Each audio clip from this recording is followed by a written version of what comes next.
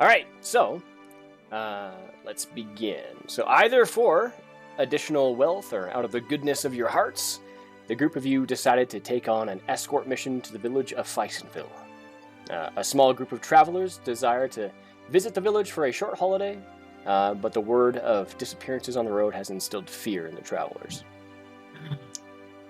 You set off from Erosa to the Pearl Bow Wilderness in search of Weizenville.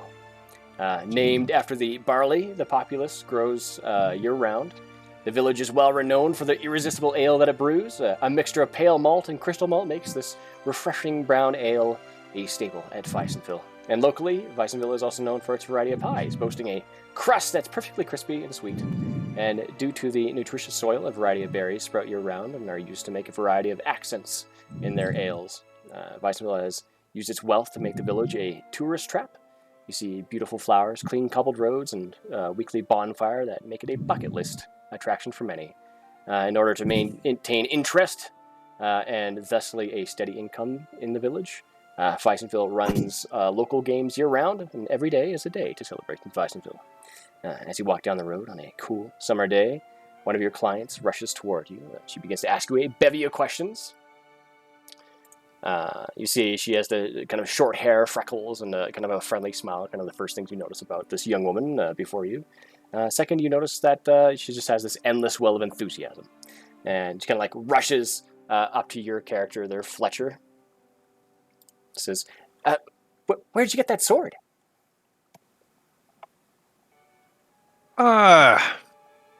Places. Places? What kind I of murdered places? a man for it. Really? Wow. What was that like? Actually, no, it wasn't murder. It was a duel of honor. He spilt a drink on me, and I demanded satisfaction, and then we gingerly crossed tips. Incredible! And I deeply thrust my sword into him. And then I picked up this superior sword off his body, claiming it is mine. And you! As recompense for his slight. She rushes over to Baradoon, this small dwarf man, and says, "That's a really awesome hat. Where'd you get that?" My hat? Yeah, the big pointy white one with the stripe. It's very strange. So it looks like it should get blown away in the wind. Be gone, child, before I blow you into the wind. And I take my warhammer out and threaten her with it. Make an intimidation check. Ow. I don't know anything about this. Go into your character sheet. Click. Okay. Yeah. And then go into you can see your skills there by your ability scores. Yes. Then click intimidation. Oh. Yep. 13. Doesn't take much. She's your client. And she's young and she has no weapons, so she's a little bit afraid. And she kind of like backs away from you and says, okay. And instead she kind of like walks up beside Ruby and says, "So do you know that small guy?" I don't know. Do I know that small guy? I don't know. Do you guys know each other? Are you guys all just kind of traveling together on this this mission together towards Weizenville to escort all of these tourists? I figured, well, I just signed up. I saw a thing and I signed up. I wanted to make a little bit of cash. I don't know any of these people. Excellent. All I saw was a ad for escorts, and I was horribly misunderstood what type of escort mission. But I thought, hey, I just make some money anyway. Yeah, you could pay for your escorts afterwards. All right. What brought Percival on this escort mission?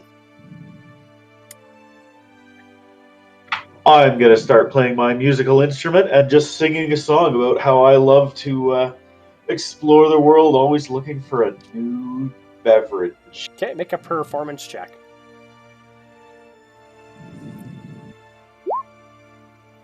You play well enough, for sure. I mean, walking, it's a little bit difficult to walk and play and also kind of hold your drink at the side. But yeah, you managed to gain a couple of the people's attention, and you see as Sugar kind of comes over towards you and says, "Hi, I'm Sugar. What's your name?" I am Percival. Where did you learn to play guitar? right over there, and I just point to the left. She looks out to the crops, and you kind of like walk past, and she like kind of loses sight of where you went.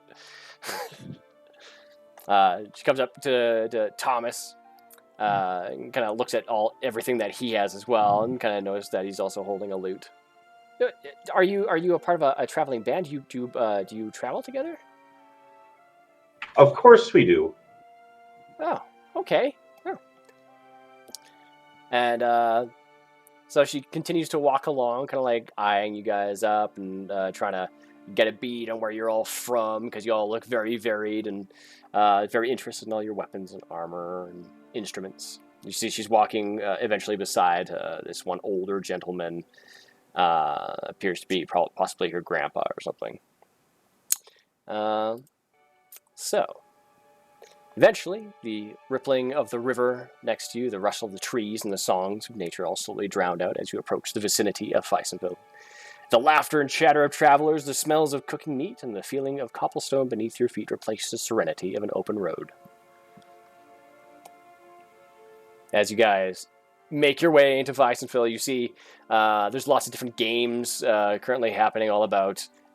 People are running around like trying to do one thing or the other. You see there appears to be this game where you just shoot little kind of sailboats in the river as they kind of flow down the stream. You try to get them all before they disappear. There appears to be another one where everyone's kind of bobbing for apples, but it seems to be kind of a limited game, so it looks like once all the apples are gone, that's pretty much it. There's another game that you see where there are people up on a large platform that are currently fighting each other with what appear to be large quarterstaffs with one very large pillowed end, and the other side there appears to be a cage with a small cicada on the end that seems to be like croaking as it gets near one of the opponents. Describe the two fighters for me. The two fighters? On top of the platform, you see one fairly kind of obtuse, obese-looking person, kind of having some general difficulty trying to find this other guy who is seems to be quite slim, a little bit smaller, more acrobatic, and seems to be kind of like dodging around quite carefully. You see as the big man takes this one huge swing, but the little guy ends up getting knocked off the platform. It kind of goes flying a good couple, like 5 feet off the side. You see as the blindfolds come off both their heads, and they kind of laugh about it. There's a couple bruised elbows and knees. Is anyone gambling over the winners and losers of this game? It does appear that there's some general kind of gambling happening. As the other bigger guy gets down off the platform, it appears there's this one kind of halfling man kind of sitting at the side with a bag of coins, and he hands it over to the bigger man. It doesn't appear to be that much money that they're really gambling over. It looks like there's like other prizes and things as well that people are anteing up. See? There's also a very large inn as well. It's just covered in all sorts of lights and different like small flags and tapestries. It's called the Weizenville Inn. It looks to be where a lot of people are kind of like milling in and out. There's bits of music coming from the inside. And you would probably wager that's where all their famous ale and pie would be. I say we take a stroll in there. Agreed. But first, let's do this one little interesting thing before we get started. So, you could either choose, at the very beginning of the game, to have 2 greater healing potions, or roll from the mystery box. There you go. Let's begin with Thomas. Thomas, what are you doing? Are you getting 2 healing potions, or are you going for the box? Well, the box, obviously. Oh. So /roll space 1d15.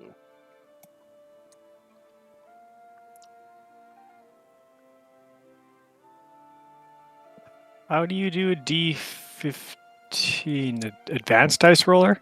Nope, just go /ROLL space 1d15. So you got a 15. Wow. Fuck. Oh, I see. So yeah, you got a potion of rest. So if you drink it, you go up to full health. It's like taking a long rest, and you get all your spells back. Cool. It's incredibly difficult to find. Everyone gets 15. All right. Next up is our good man Percival. 2 greater healing potions or the box.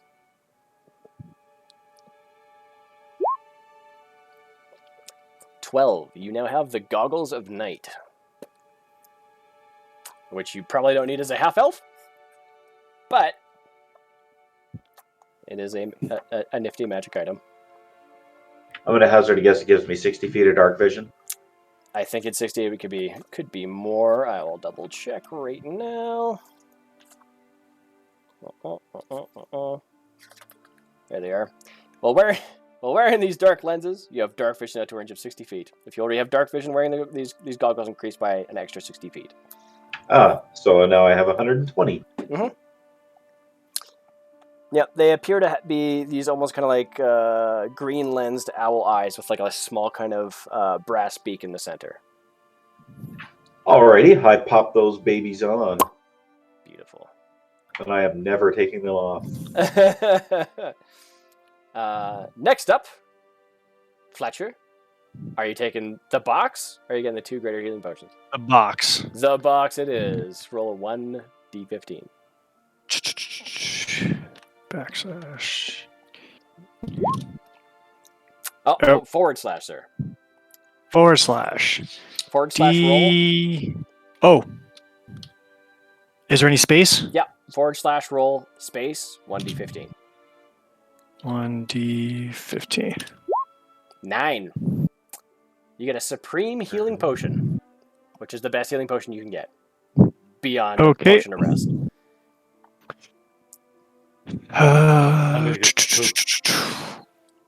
All right. Next up, the good man Baradoon.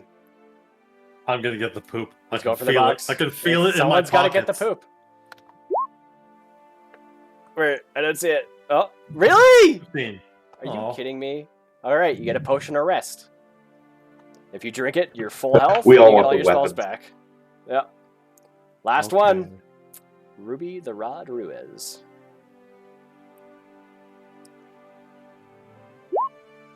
Are you Easy. freaking What kidding? the hell? Everyone gets a potion of rest. Except for the people who don't. Wow. Everyone gets a super powerful potion. Pretty nice. All right, then. So, we begin.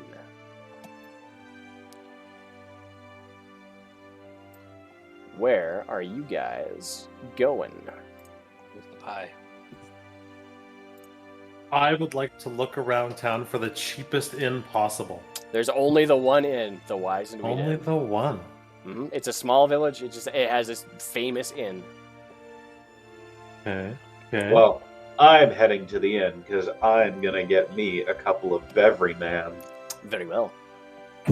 I will come join you, my good man. I am going to have to mute you because you are echoing. All right. So, Echoing.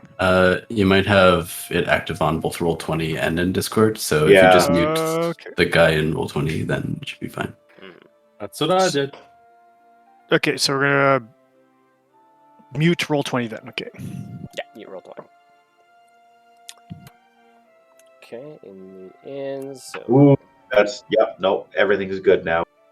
Percival's going to the inn, and good old Baradoon's going to the inn. I suppose so. Okay. And Fletcher is obviously going to the inn. Is the rest of you going in as well? Yep. Okay, Tom and Ruby. Oh, Sure. All right. nice. I looked at thing. We're good. All right. So, entering the Wizened Wheat Inn is an assault on the senses. The smell of freshly baked pies wafting from the kitchen, the warmth of a crackling fire in pleasant company, the sweet sound of bardic tales and softly plucked strings echoing off the walls. You feel instantly at home, as if amongst family. You see a lot of people talking. You also see a fairly large, other kind of more obtuse-looking individual behind the tavern that's just working away. Let's see. Blah, blah, blah, blah.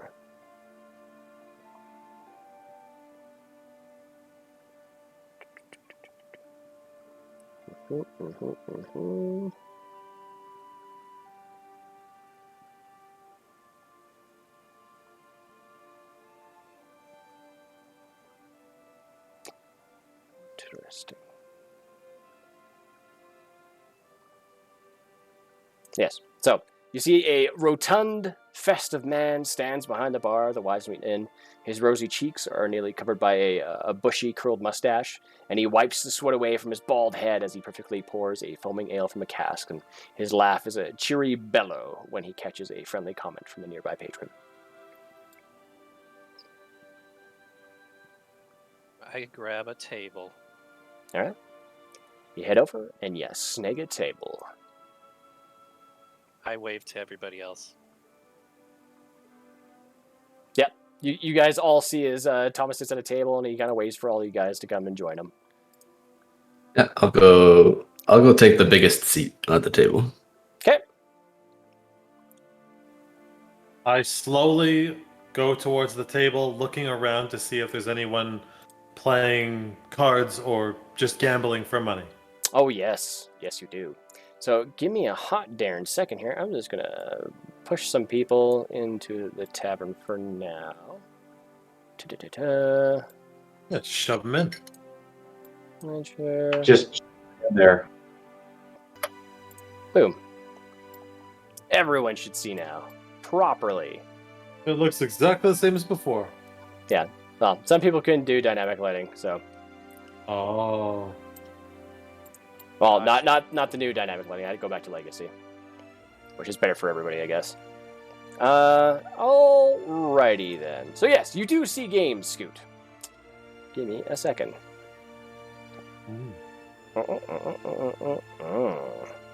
Where's my spells?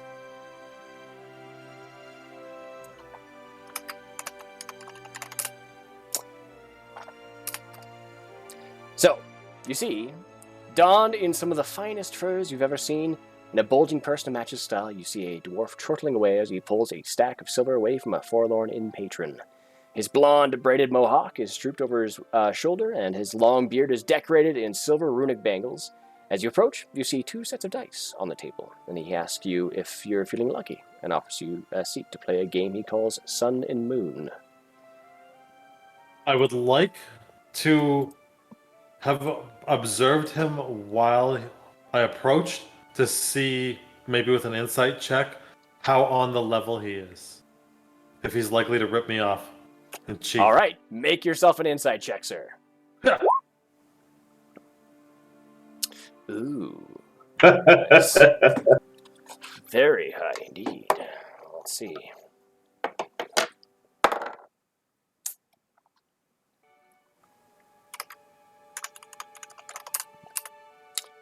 That will be...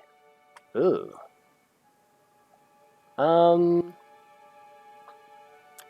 Let's roll again. Okay. For the tie. Well, okay.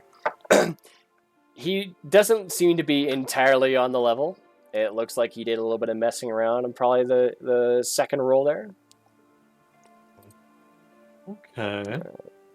So what you've noticed is that so players agree to a bet, and it looks like Corius is wagering one of his potions that he has in his kind of case, and there's these 4 very exotic-looking potions.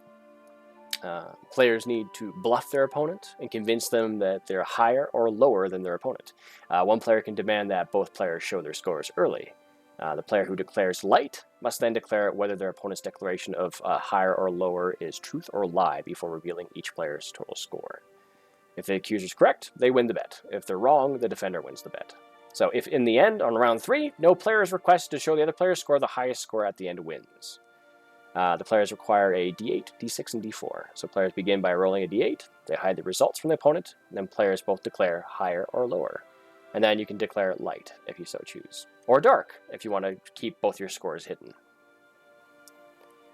But during that point in time, players can mess around and change their rolls by using a sleight of hand check. See. So people start by rolling the D8, then the D6, then the D4 in round 4, or round 3.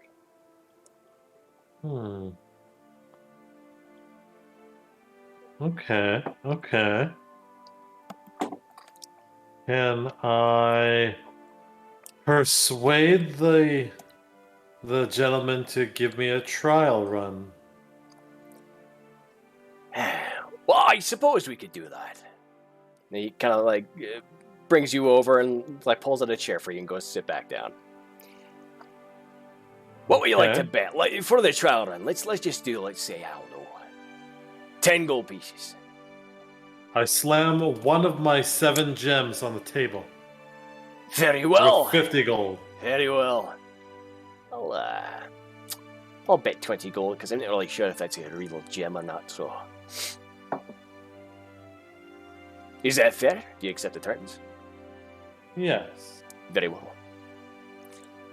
All right. So, in the chat roll your d8. 6. Okay, I think he's going to roll his.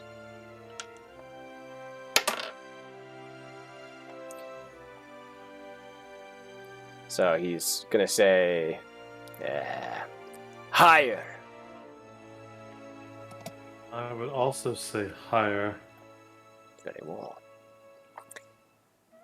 So, you can also now... Actually, what's your passive perception?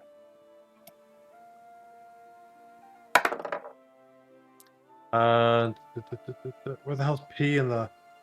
5. 5? No, your passive. It's at the very bottom below all your skills. Bottom. Oh. It's not something you roll. It's always a 15. 15? Yeah. Okay. Passive wisdom perception. I gotcha. So, you see there as he's kind of like looking at his one die as he's reaching for another one, you can kind of see the fingers kind of moving a little bit as he's like trying to turn it over a bit. Do you do anything? I make a note of it. And I continue going. Okay.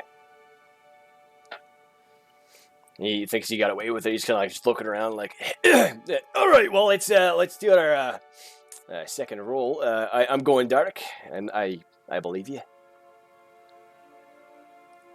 So do I roll the 1d6? Yeah.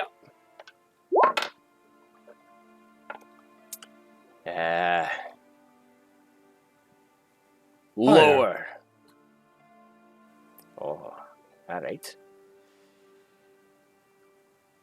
So, are you going to choose dark? Are you going to choose light? Or should we just go straight to the third round? I choose light. Very well. So you say lower.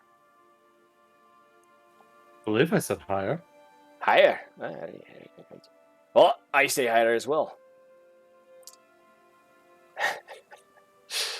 All right, so he's gonna... No. He's confident. He's gonna be confident. So he reveals his score.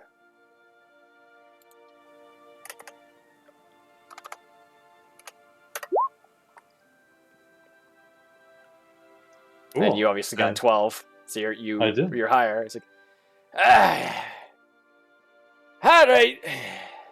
Suppose you win that means I one. win. Lucky, I guess. And he pushes over 20 gold pieces. I can manually add that to my GP, yeah? Yep. 558. Thank you for a fun game. All right. Well, let's bring up the stakes. You wanna gamble for one of my potions? Or? Perhaps later. I must deal with something. This And I slams get down up on to the leave. table. Like, ah!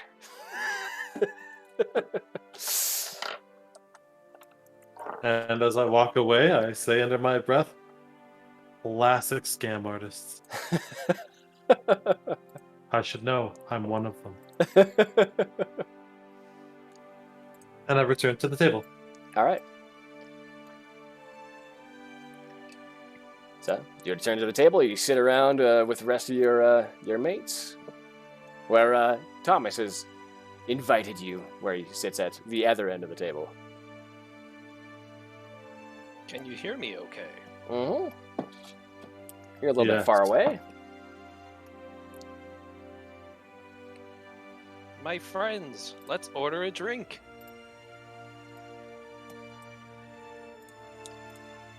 I don't know. I'm rather poor these days.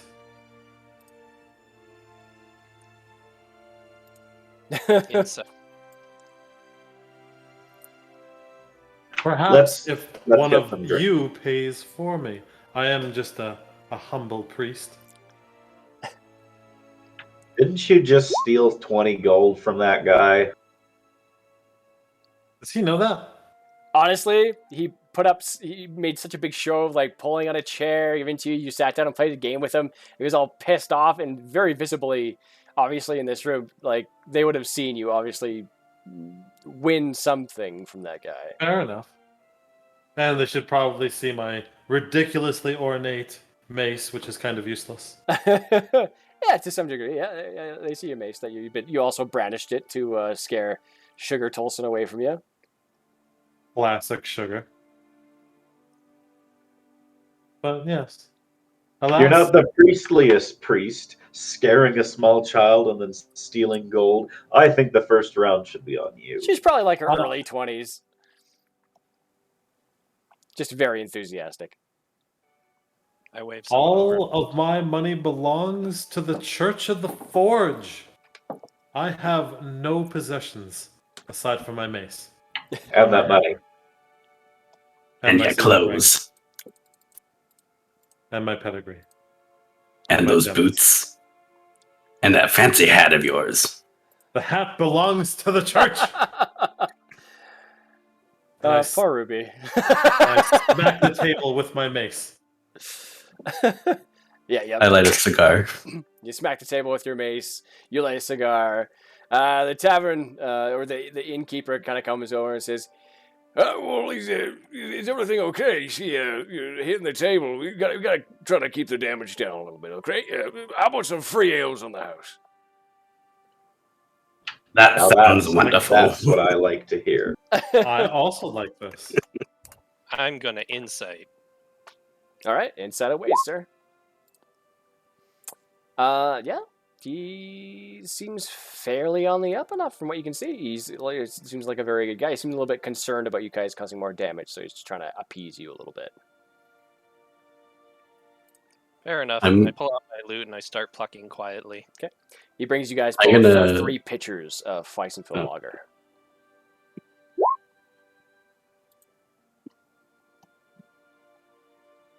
We cannot hear you, sir. It's because he's muted.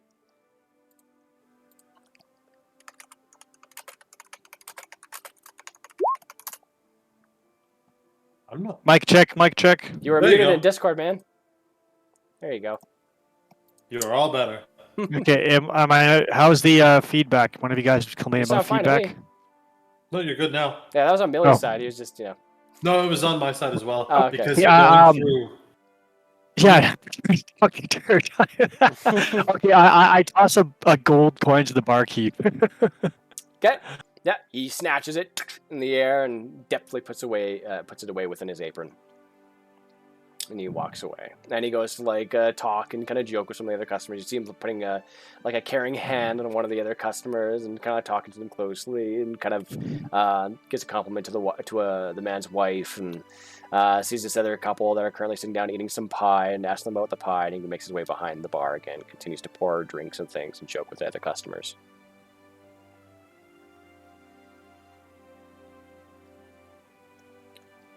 I grab an ale.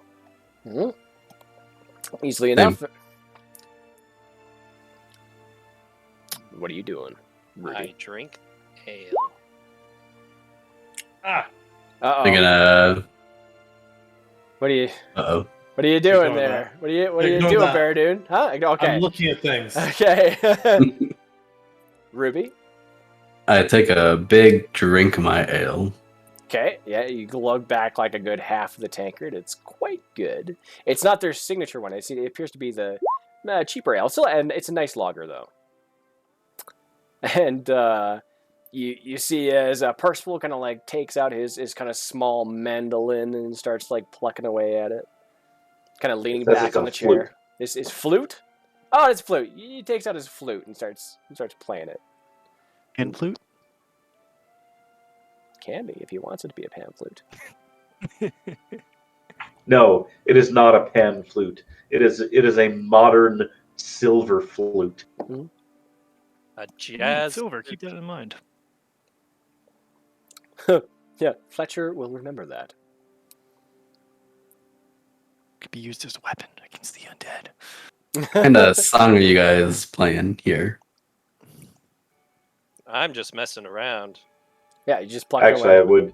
I would prefer to have a lute, so I'm gonna change that. Oh, I didn't mean to do that. I'm changing it to a lute. Nice. Still counts.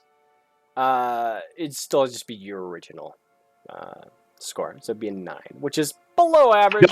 No, I didn't mean to click it a second time. Oh, no problem. Yeah, the 9 is fine. But yeah, it's okay. You don't make anybody cringe per se, but it's not really very melodic. But you're playing fairly.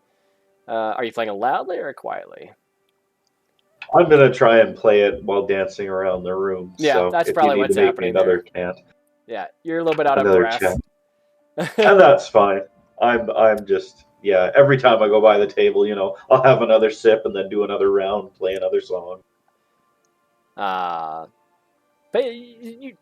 regardless of your performance of it and how you're playing it, people seem to somewhat kind of just enjoy your energy.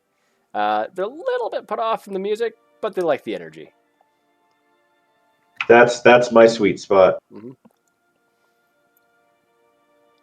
So what are you guys doing? What is your plan?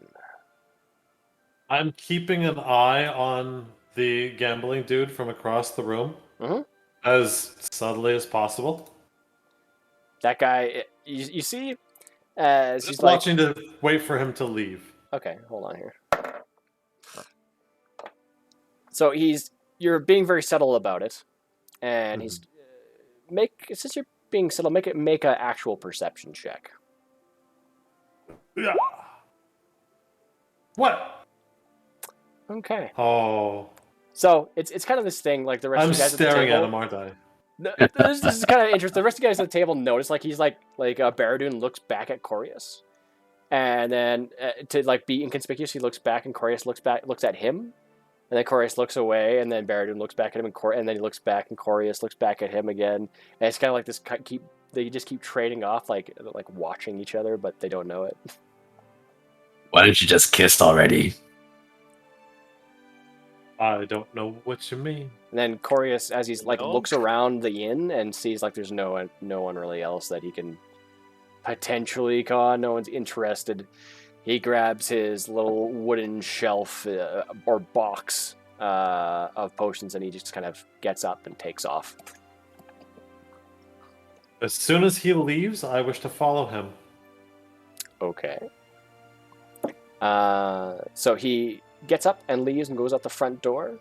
And kind of makes his way past his little market area. As you go to follow him, you can make a stealth check if you're going to be stealthy about it, or you can just openly follow him. Note the thaumaturgy. Okay. So as he walks out the door, what are you thaumaturging? What are you going to do? I'm going to follow him, and I'm going to make my voice boom as I say, I saw your attempt at cheating. Make an intimidation check. Crap. One sec. Nope, that one. Oh. Do I get any advantage for the sweet booming voice? Yeah, you get advantage. You get the 14. Okay. So, let's see. Yeah, so as you come up from behind him, he kind of knows you're there. You have the very small stature and kind of quick pace, but slow movement. Mm-hmm. And just this unexpected booming voice comes from behind, and it freaks him out. You see his shoulders kind of pop up, and just you see his eyes widen, and his little shelf just goes and smashes onto the cobblestones. All 4 of his potions just wrecked. I go back into the inn and sit down. Are you freaking kidding me? And he's just sitting there. As you go back to the inn, you can see him crouch down, pick up bits of the wood and kind of inspect to see if, just fruitlessly looking to see if there's anything salvageable.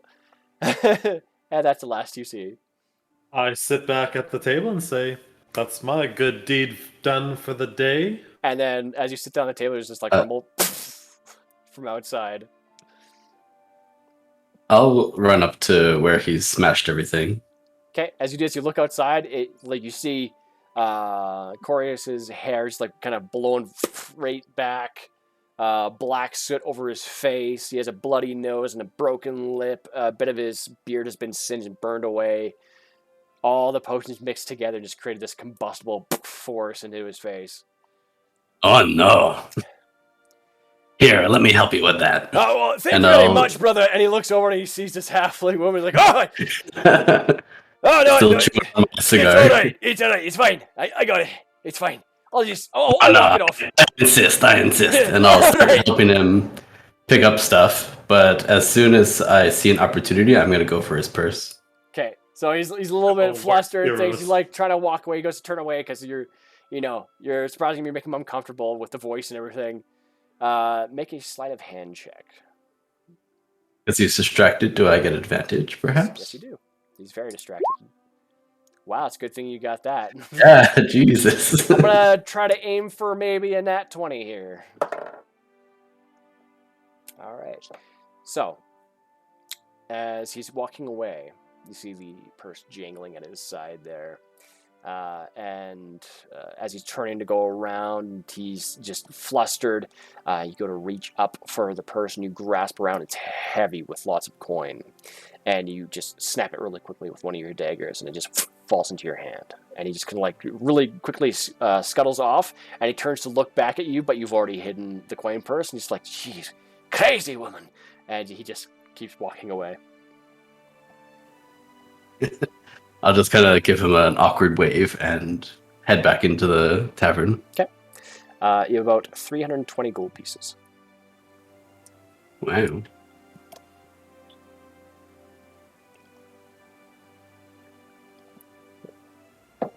Dang.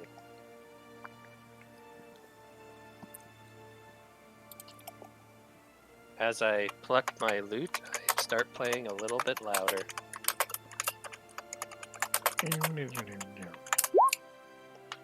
All right. Since you're kind of changing your tone and pace, make another performance check there, Thomas.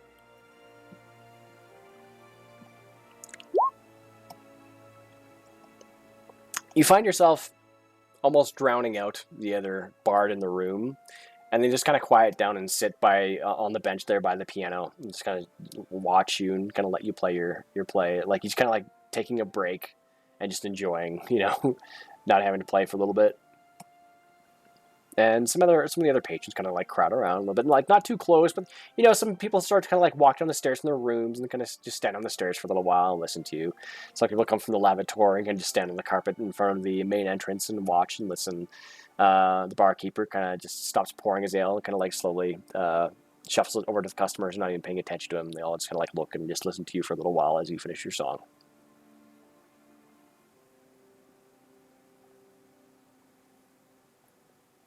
As I finish, then I stand up and take a quick bow. Yeah. As the people continue to go about their way, making their way from the carpet and down the stairs, they do like a light clap. You see as there's like a big kind of heavy barreling clap from the innkeeper behind the bar.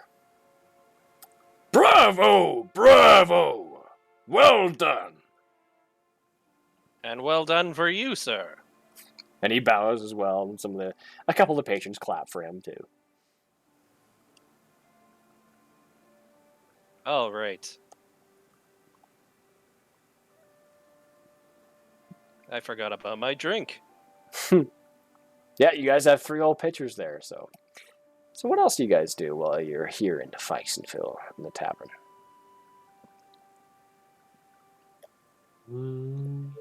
So, what is it we were supposed to be doing here? This voice keeps changing. I don't know. Ruby has had a stroke. As far as I know, it was looking for good food and good company. And good women. Well, you found me, didn't you? And And that's why we're still looking.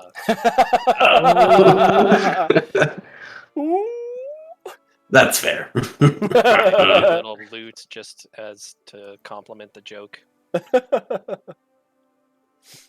You sound like Dr. Girlfriend. That's kind of what I was going for.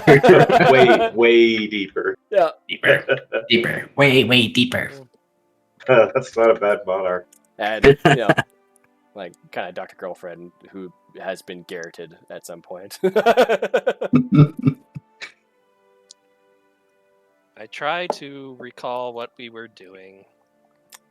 Okay. Well, you guys remember you're doing like an escort quest to kind of guard these travelers as they spend their time here, and then as they make their way back home due to the disappearances that have been happening along the road. So, basically, enjoy your time while you're here. As you guys kind of look around the tavern, do you see there appears to be a job board with like various jobs. One seems to kind of stand out a fair amount.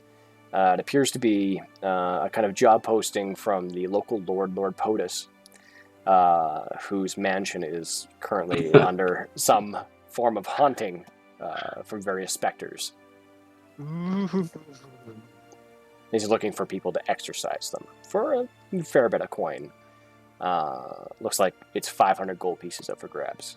Wait, exercise them or exercise them? Oh, Yes. I go to the board and I rip off the notice and I bring it to the table and I slam it on. I'm like, my dear friends, let us make some cheap and easy coin. Will you join me in this endeavor? Ghosts aren't real. There, can we get paid now? Oh. What's the pay? And I look at the sheet that's been slammed on the table. You do see there's 500 gold pieces being offered. 500 gold pieces, eh? Mm-hmm. Split 5 ways. And you see that there's a bunch of people like talking amongst themselves as you kind of rip down the notice from the job board.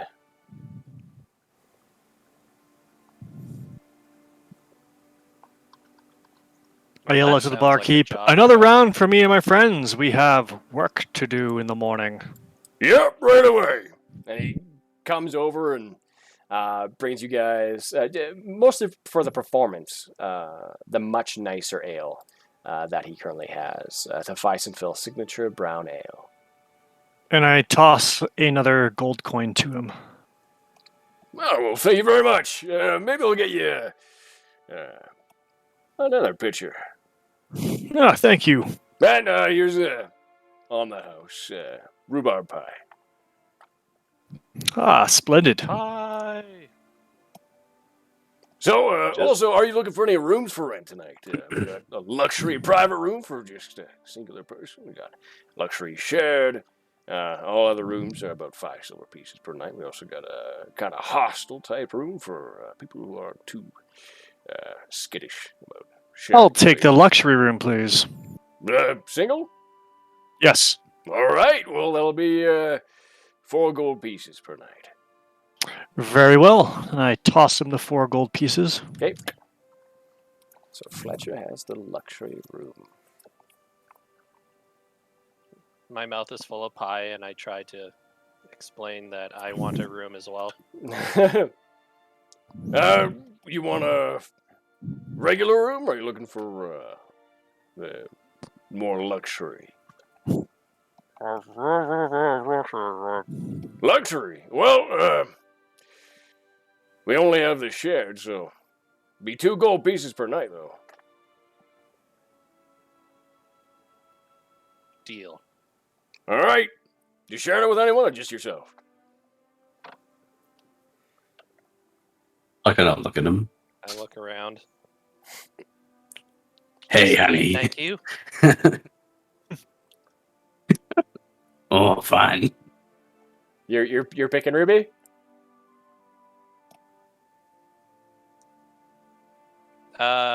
Sure. Okay.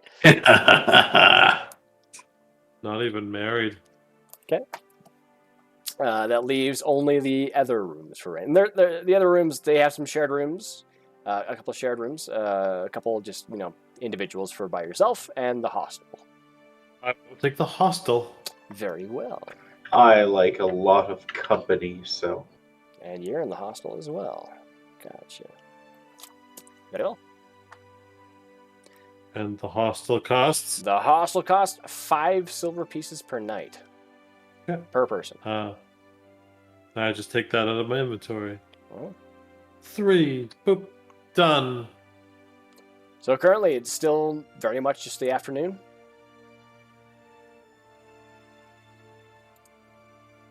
Who would like to come with me to the market? The market, whatever for. If there's anything that tickles your fancy you may want to purchase. I generally enjoy having my fancy tickled. You may find ladies of the night there, possibly, to tickle your fancy. Well, then off we go. All right then. I'll get up and follow without saying anything at all. I know the priests typically do through their disposition may tickle your fancy if you so desire. I'm partial to both. Oh, thank you, the child, is he? So let's put you guys out here for now. Oof. Just stay there. Yeah. All right. So. Oh no, I fell down the well! All right. No. So you guys make your way outside.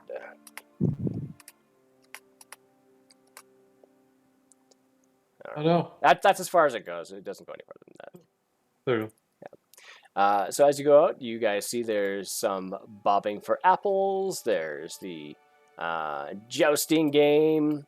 There is the archery game that is outside. You also see some other merchants, some strange merchants that you can see.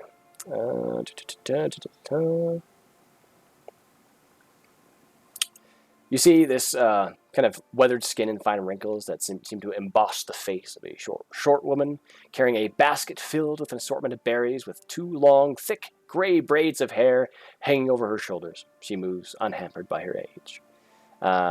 You see that she makes her way over to a fruit stand where her berries all appear nice and fresh and plump. It looks like she's selling a small basket of them for only 5 copper pieces. I will buy a basket of berries. Very well. Very well. Very well. 5 copper pieces. You get like, mixed berries. It's a bunch of like blackberries, blueberries, raspberries, and strawberries. As you're kind of like eating and making your way through them, make a perception check. DC 15. Razor blades in it. Perception. Nice. As you go to grab one of these strawberries, up and over the strawberry crawls just kind of a large black widow that seems to like start crawling up your finger. I wave down the lady. I'm like, excuse me. Yes? This is a little bit uncouth for. my apologies. They're all over the garden. It was completely unintentional. My apologies. Let me just get it for you. And she like just kind of plucks the black widow off. And, they're all gone. She eats it. Thank you. It's good protein if you can find them. She eats it? Yeah, she eats it and she kind of moseys her. She like pats you on the butt and makes her way back behind her fruit stand, and more people kind of come and go. Or I'm like, Well, then I throw a berry up in the air and I catch it in my mouth and I head over to the jousting game. Okay.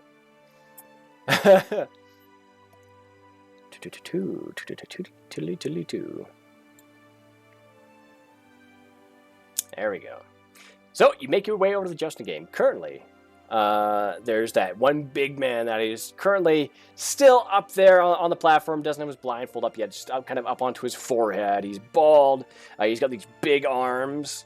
Yeah, it looks like he's having a pretty good time. You see the one halfling down there. He says, "Oh, hello, sir. Would you like to play some cicada sparring?" Yes, I would, please. Very well. So the whole kind of purpose is to knock your opponent off of the platform before they knock you off of the platform. Very simple. Okay. But you're blindfolded, and you get this large, nicely padded quarterstaff on one side, and the other side has a cicada. Inside the cage, if you point the cicada at your opponent, they'll start to cry out, make sounds, and then you know that you're actually pointing at your opponent, and it's a lot easier to hit them. Okay. All right. Well, let's give it a shot then.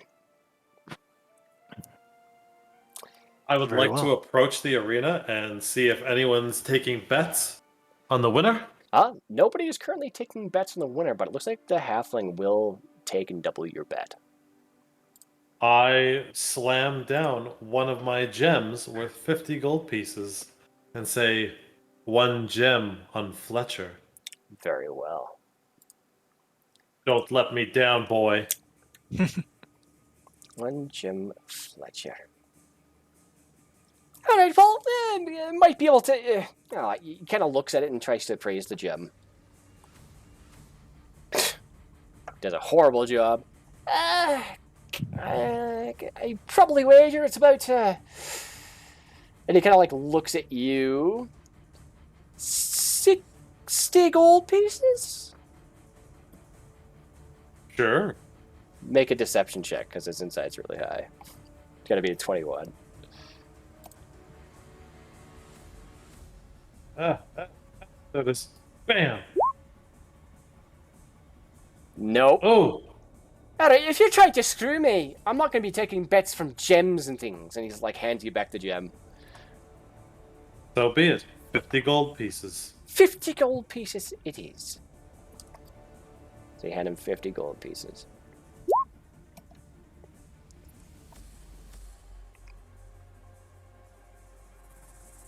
It's out of my inventory and on the table. Alright, is anyone going to bet on Basum? Our big man up there. I play him. Yeah, same. You're all going to bet on Fletcher? Yep. Alright then. So that's going to be... what's his name? And are you all betting 50 gold pieces? Oh, heavens, no. Alright, what's Ruby betting? I wanted to look him over and see if he's like an honest challenger, I guess. If there's anything obvious that might let him cheat or anything like that. Alright, make an insight check. Yes. It looks Nice. like this guy is all strength, and he's fairly large, so it looks like he'd be difficult to knock off the platform. All right, I'll leave it be. Alright. So you're not gonna do any bets? Nope. Alright. Thomas is doing bets? I back out. Alright. So the only one is Baradoon, who's betting 50 gold pieces on Fletcher. Wow. So, from my No. understanding, I need to hold the cicada in one hand, kind of like point it Nope. around until it It's- starts screaming. It's on a cage on the other end of your stick, so you just like turn your stick around, and then when you catch him, bam. So, how this works? So you guys put your blindfolds on. If you don't Okay. use the cicada, and you can use it every turn, it's a bonus action. To use the cicada, it's a bonus action, and then you would roll a d100, and if you roll 30 or under, because it's 30% chance, you are not at disadvantage for your attack. It's a regular attack. And then we'll go Okay. from there, and I'll show you what happens from there. All right. So, yeah, you put your blindfold down. You can see nothing.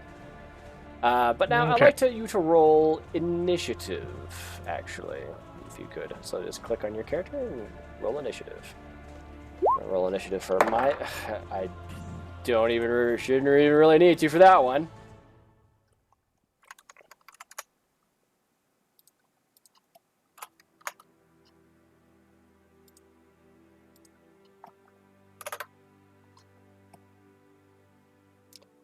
All right. Seconds, gotta let the dogs in. Okay. Okay. Who let the dogs in? Who let that dogs in? Well, nobody yet. That's why he has to go do it. Indeed. Best song ever. Going platinum. I think it may have. Who let the dogs in? Yeah, who let the dogs in? Yeah, I'm back. The one we just wrote. Welcome welcome back. back. That was Who? fast. Who? Who? Who let the dogs All in? right then. How? So, point your cicada. And Okay. roll a D100. See if you get 30 or under. D100. You son of a bitch. All right. Straight attack roll. Okay. No disadvantage. So we'll just take your leftmost result. So since I don't have a quarterstaff in my inventory, do I just use which I just It's strength based. So roll a D20 plus your strength modifier. Okay.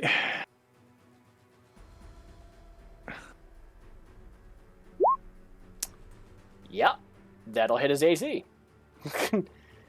Okay, so now what you do is you're going to roll a D6 plus your strength modifier to make the DC that he has to beat with a dexterity saving throw to not fall off the platform. So wow, 1 plus your dex. A D6, plus your strength modifier? so 5. 5, so he has to beat a 15 with his dexterity save.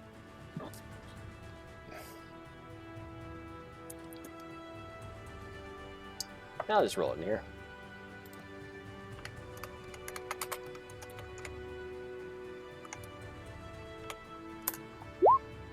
Oh, he got a nat 20! Oh wait, no he didn't. He got an 18. 18 plus 2. Yep. So yeah, he passed. He didn't get knocked off the platform, or you.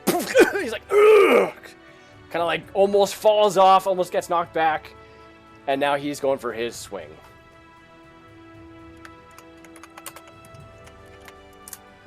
Oh, no disadvantage.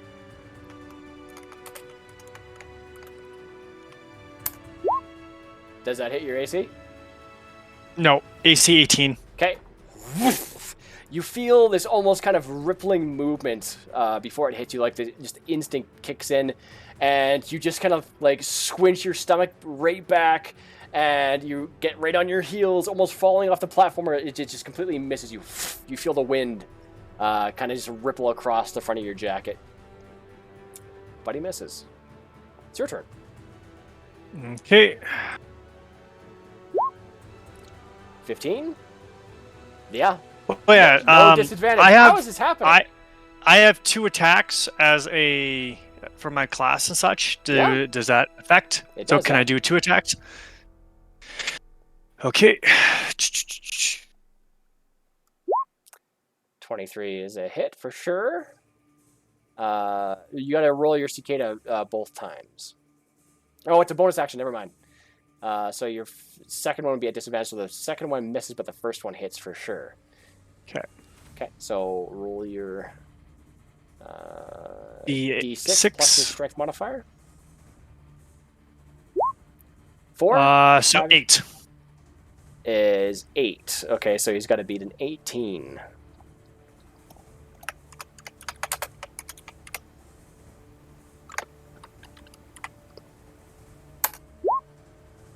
Nope. So you crack him right across the face, and he does this kind of cartwheel as he lands on his back right on the ground. You hear like an almost kind of like a pop from his shoulder as he hits the cobbles and just goes. Ugh! And you see the halfling kind of rush over to him. He's like, "Bye, are you okay?" And he's like, "I'll be fine." And he like pulls up the blindfold and gives you a thumbs up, and you like see like a bit of like glistening tear in one of his eyes, but he blinks it away. I walk over and cure his wounds. Nice. And I walk over, clap my hand against his, and I'm like, "Good game, you son of a bitch." Thankfully, he got healed when you did that, because you clapped the one hand that had a busted, dislocated shoulder. Yeah, just in time. And yeah, he gives you the nod of respect. So it was a pretty good hit. He didn't really expect you to knock him down, especially since you're much smaller than he is. And then Baradoon, you see as the halfling kind of comes over and says, "Well, as promised, here's 100 gold pieces." Thank you. Onatar was with my esteemed companion. And he seems to give you like this weird look. Hanatar? And I walk away. What? Hello? And he's like shrugs his shoulders and like walks back towards Basum and kind of like they both sit up against the platform waiting for the next performer, next contestant.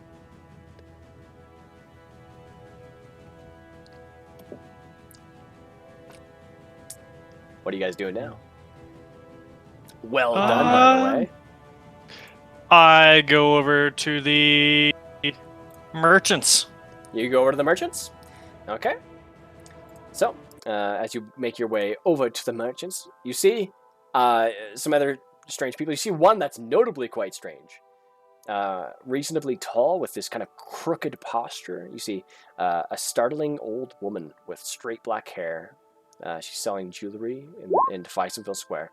Her skin is tinged a deep blue, and leather gloves cover her hands as she displays a beautiful silver necklace to a customer.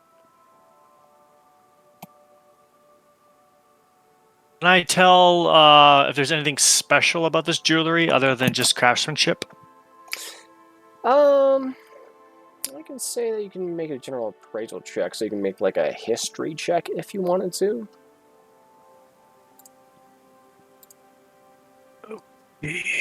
History. From what you can see, it's kind of hard to tell. It looks to be just well-made jewelry. You assume perhaps she was the one who made it.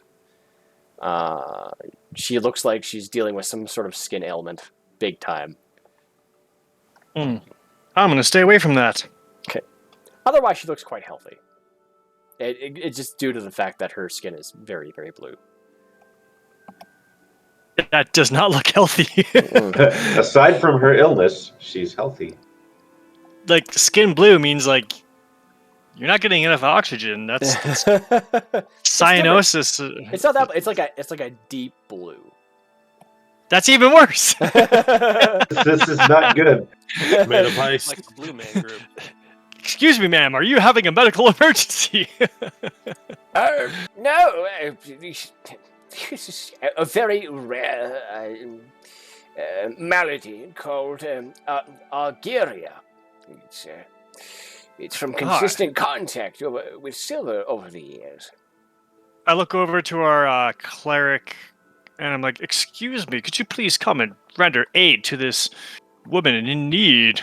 Oh well, it's fine.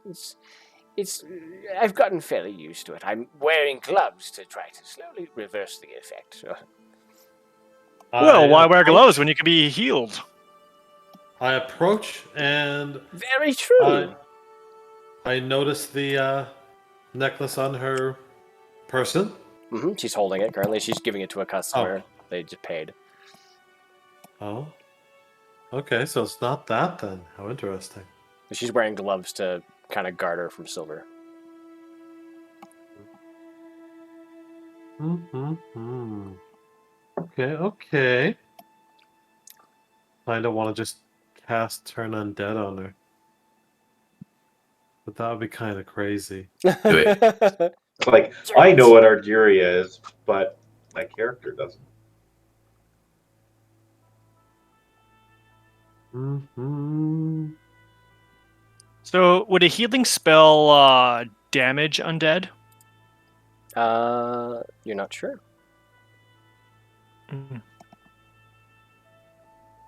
I would like. Can I take a look at her and kind of be like, "Hey, you could tell us like what's really wrong?" Argyria it's a reflection from using silver. It happens with various jewelers. Is she lying? Make an insight check. Should I do one as well? Should we all do one? I mean, Whoever's if people listening? want to do one can do one. Oh. So, yeah, Baradin, Baradin, you gain, like, there's something up, but you're not sure what it is. The rest of you guys know that she's hiding something for sure. because she rolled now 1. So, but yeah, she kind of like fiddles around and kind of, you see as she kind of like grabs like a few pieces of these silver shavings and just kind of like nervously like stuffs them in her mouth and swallows them back, and just kind of like not looking at you guys and looks back at you guys again. Excuse me, like, you just said that you were being poisoned by silver, but yet here you are just swallowing silver. It's more of a nervous tick than anything, really. It brings me comfort. Excuse me, but you're not saying me to be very honest. You can just tell us the truth. We can help you. Well, I've been working with silver for so long. I walk up to her and cast the command spell, and What's I your shout one word? truth. Truth? Mm-hmm. Alright, so she gets to make a save. Oh, what's going on here? Here it makes multi. There we go. Okay. What's your DC? 1 moment. Yeah.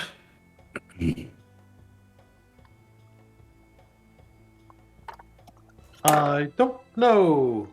damn it. Quick spells. Spells. It'll be at the top of the page. Oh, spell save DC? Mhm. 16. Yep. Okay.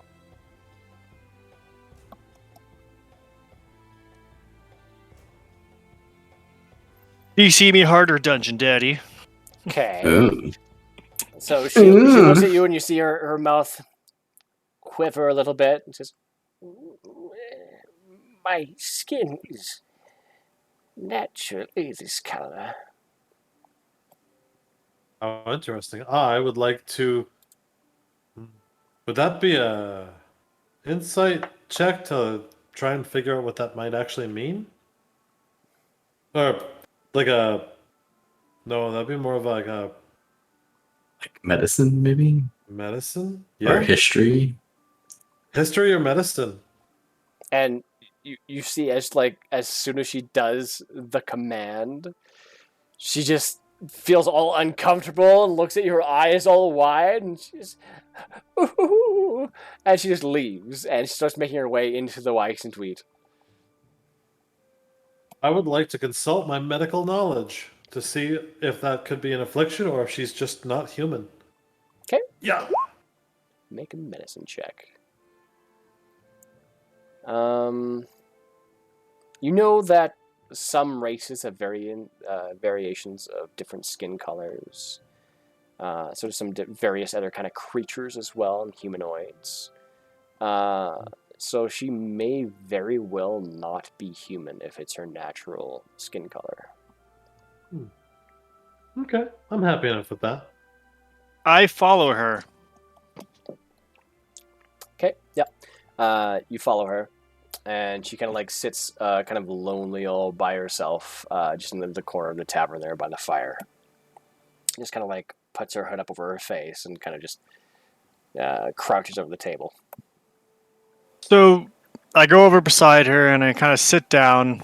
Or actually, no, but first I go and I get 2 ales from the barkeep, and then I head over and I sit down beside her. Okay. And then I place an ale down beside her and kind of like push it her way. I'm like, and I look at her and we know you're not human. You don't need to hide anymore, and we're not here to hurt you because you've obviously have been peaceful to these villagers. Do you mind? And we're sorry for distressing you, but do you mind just explaining things to us, please? Oh, I'm generally not used to doing things such as this. I'm a tiefling from the far beyond. I've had to file away my horns, as you can see. And as she pulls back her hood, you see these kind of very smoothed out horns that you don't totally recall seeing before. And Oh, okay.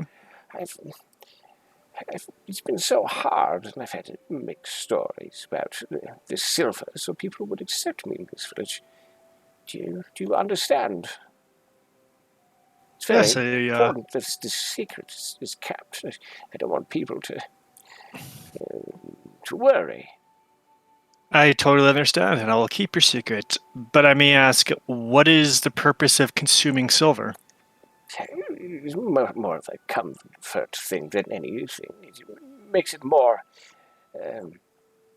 I suppose, believable to have a silver affliction. Okay.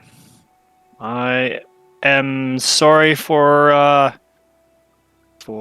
distressing you and making you feel uncomfortable.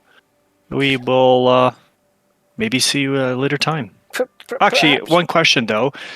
Your wares that you were selling, was anything of them special in any supernatural way? She just gives you like this very strange look and kind of tilts her head. I don't believe so. I have some silver daggers.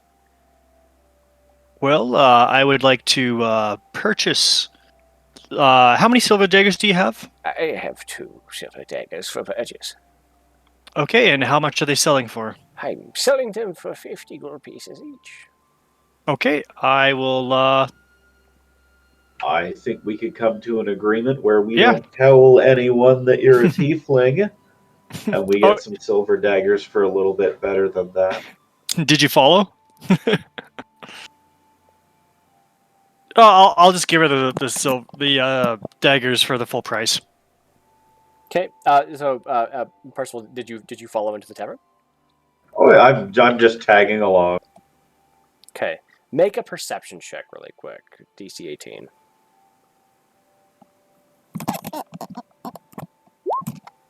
I can't see shit. Yeah. As she turns toward you, you see the little horns have been mostly filed away. She makes her way out of the tavern, makes her way out, and she hands you the daggers, and you give her the 100 gold pieces. You said 50 silver each. Mm-hmm. Thought you wanted them both. Yeah, so how does 50 silver equal 100 gold? It's 50 gold pieces each. Oh, 50 gold. Okay. Yeah. So yeah, I hand it over, and there you go. All right. And add silver daggers. All right. Then she kind of closes up her shop and makes her way back into the Weizenville Inn.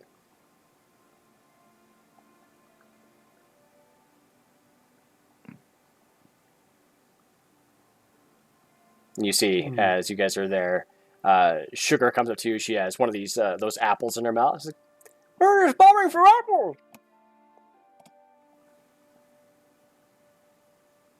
You want to try that one again? We were just bombing for apples. She takes the apple out, and you see as Frederick Tolson from behind kind of like takes a bite of the bite out of his apple and has like this large kind of big old straw hat. Kind of looks like Mr. Munster. And he's just kind of like silently like following around, kind of just enjoying the company. And she kind of like starts running around, making her way, like looking for like different things to do, and ends up making her way over to the archery underneath the bridge there. Frederick Tolson kind of says he's like, I'm gonna turn in for the night, I think. Yeah. What time is it now? It's like 7. He's just old. Oh, okay. I go to the archery range.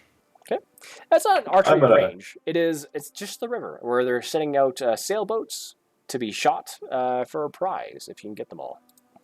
Ooh.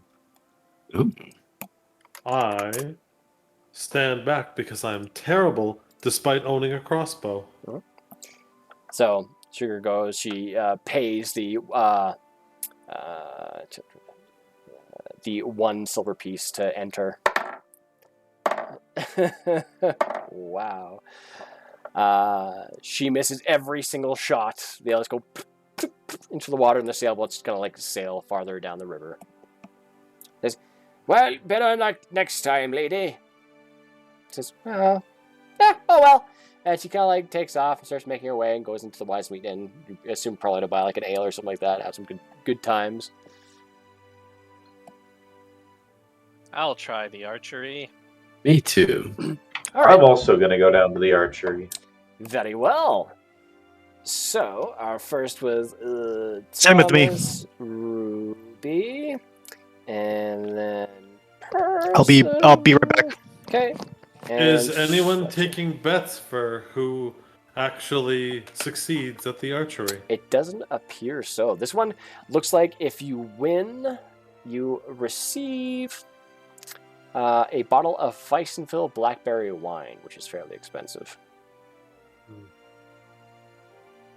But you can make bets with people if you want, including amongst yourselves. I use some kind of perception. Yeah, perception check to see if there's any easy marks in the crowd. That'd be an insight check. Insight.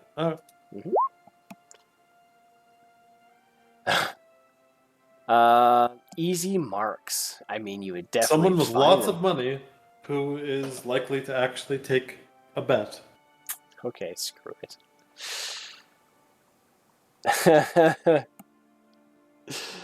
Yeah.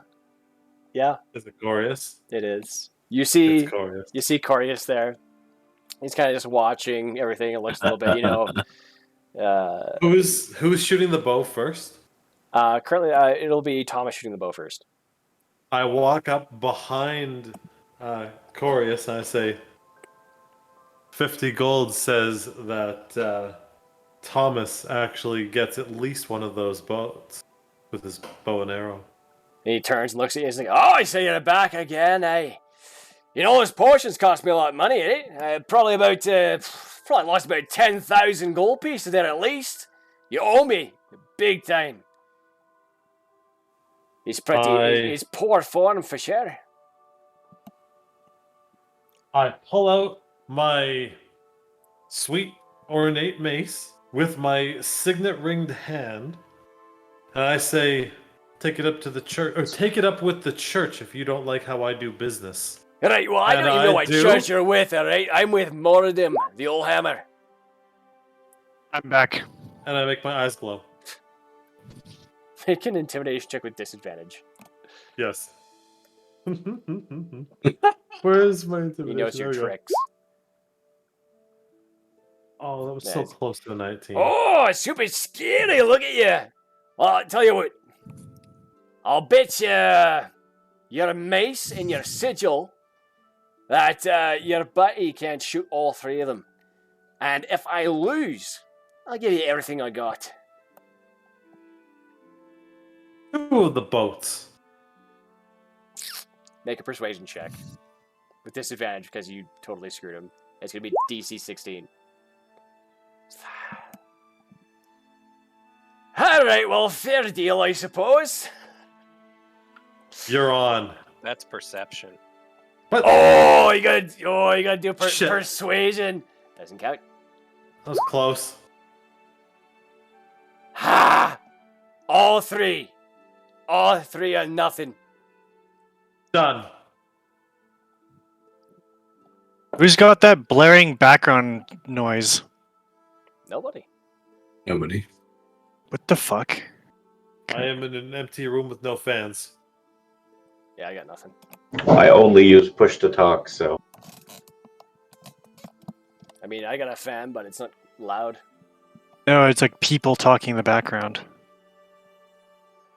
That? Is anyone on speakers? No, I can't hear anything like that at all. Okay, it's gone now, but that was... Or... Weird. Yeah, Alright. strange. Sorry. So, Thomas, you see as the one kind of gnomish individual that's there, kind of like running the game, like putting all the little ships together, is this gnomish woman, kind of like old, kind of grayish white hair, and she's like very quickly putting together a bunch of these boats. She already has some made, but she's like, making some, putting little sails into them as you approach. Says, "Oh, would you like to try to shoot the boats and make them sink and go bloop. Yes, I would very much like that. Very well. It'll be 1 silver piece for you to enter, and I'll give you 3 arrows and a short bow.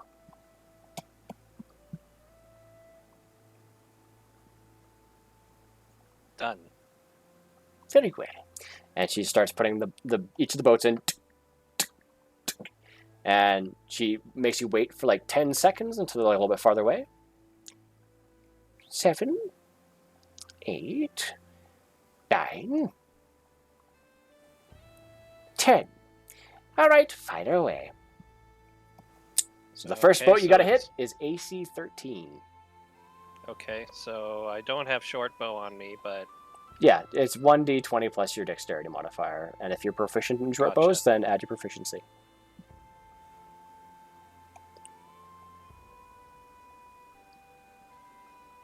Okay.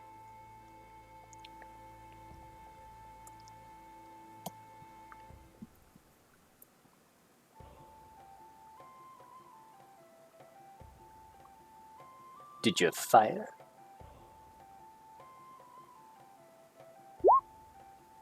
Ooh. You watch as the arrow, you pull back the arrow. It gets probably about within 1 foot of the boat and poops into the water. And you see as Corius like holds its hand out towards Baradun. He's like, Eddie, cough it up. I want your mace and your signet.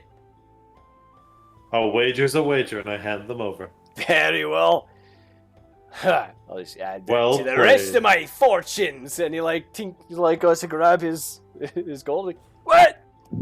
Are you freaking kidding me? Thomas, you can make your next shot. It's AC 16.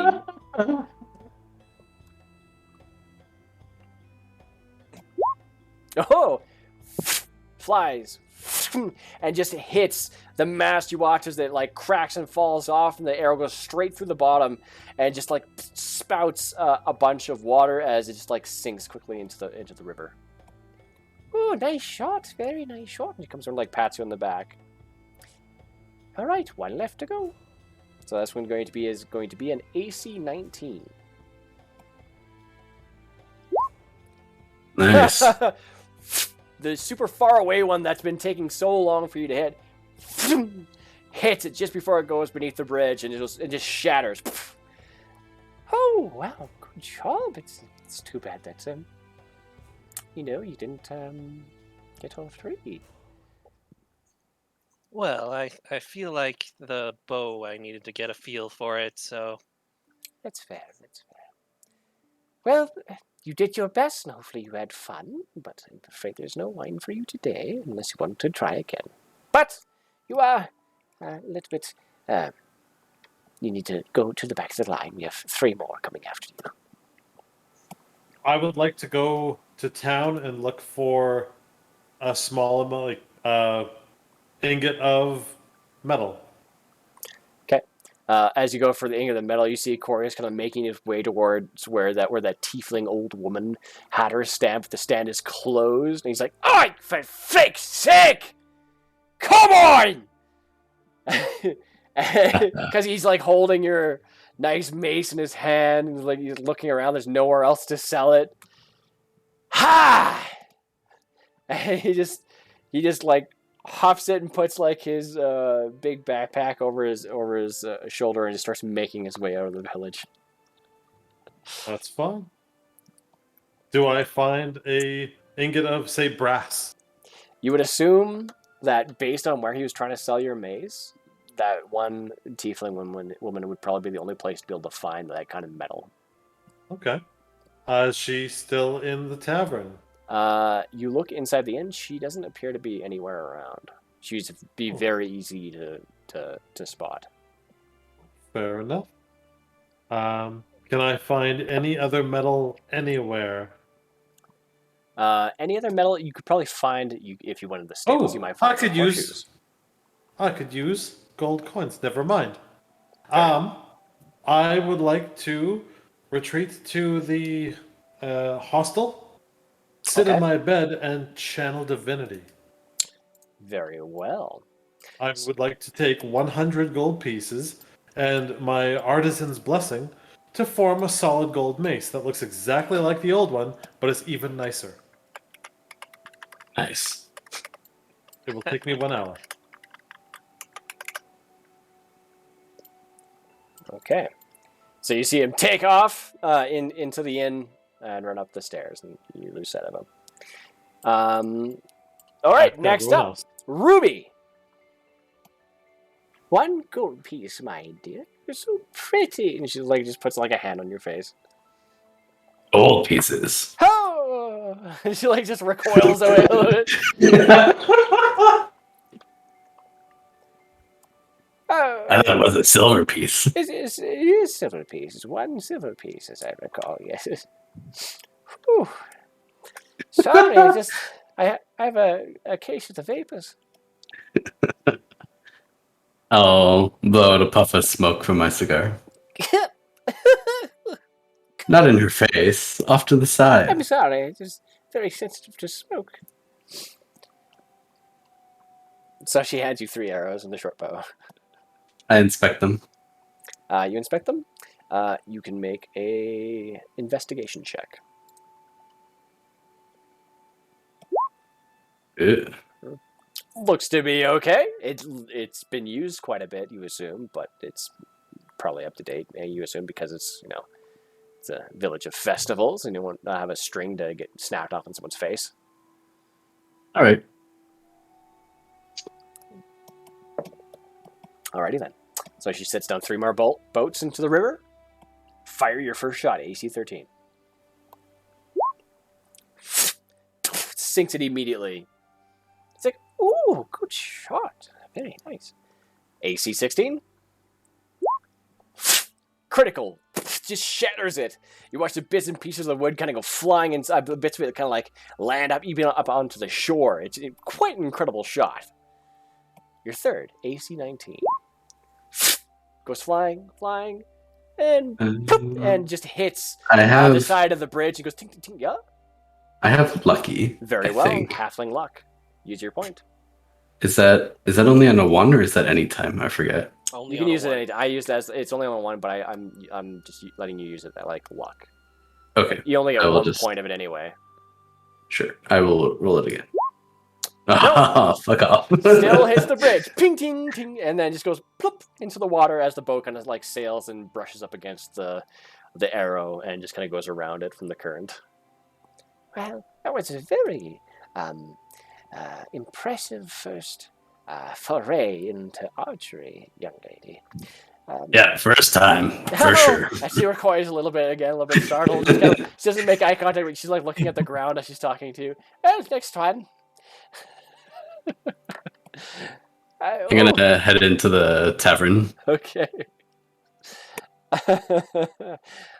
Percival, you walk up to her, and she says, "Oh, well, you're very tall and handsome. I know. Thank you. It'll be 1 silver piece, please."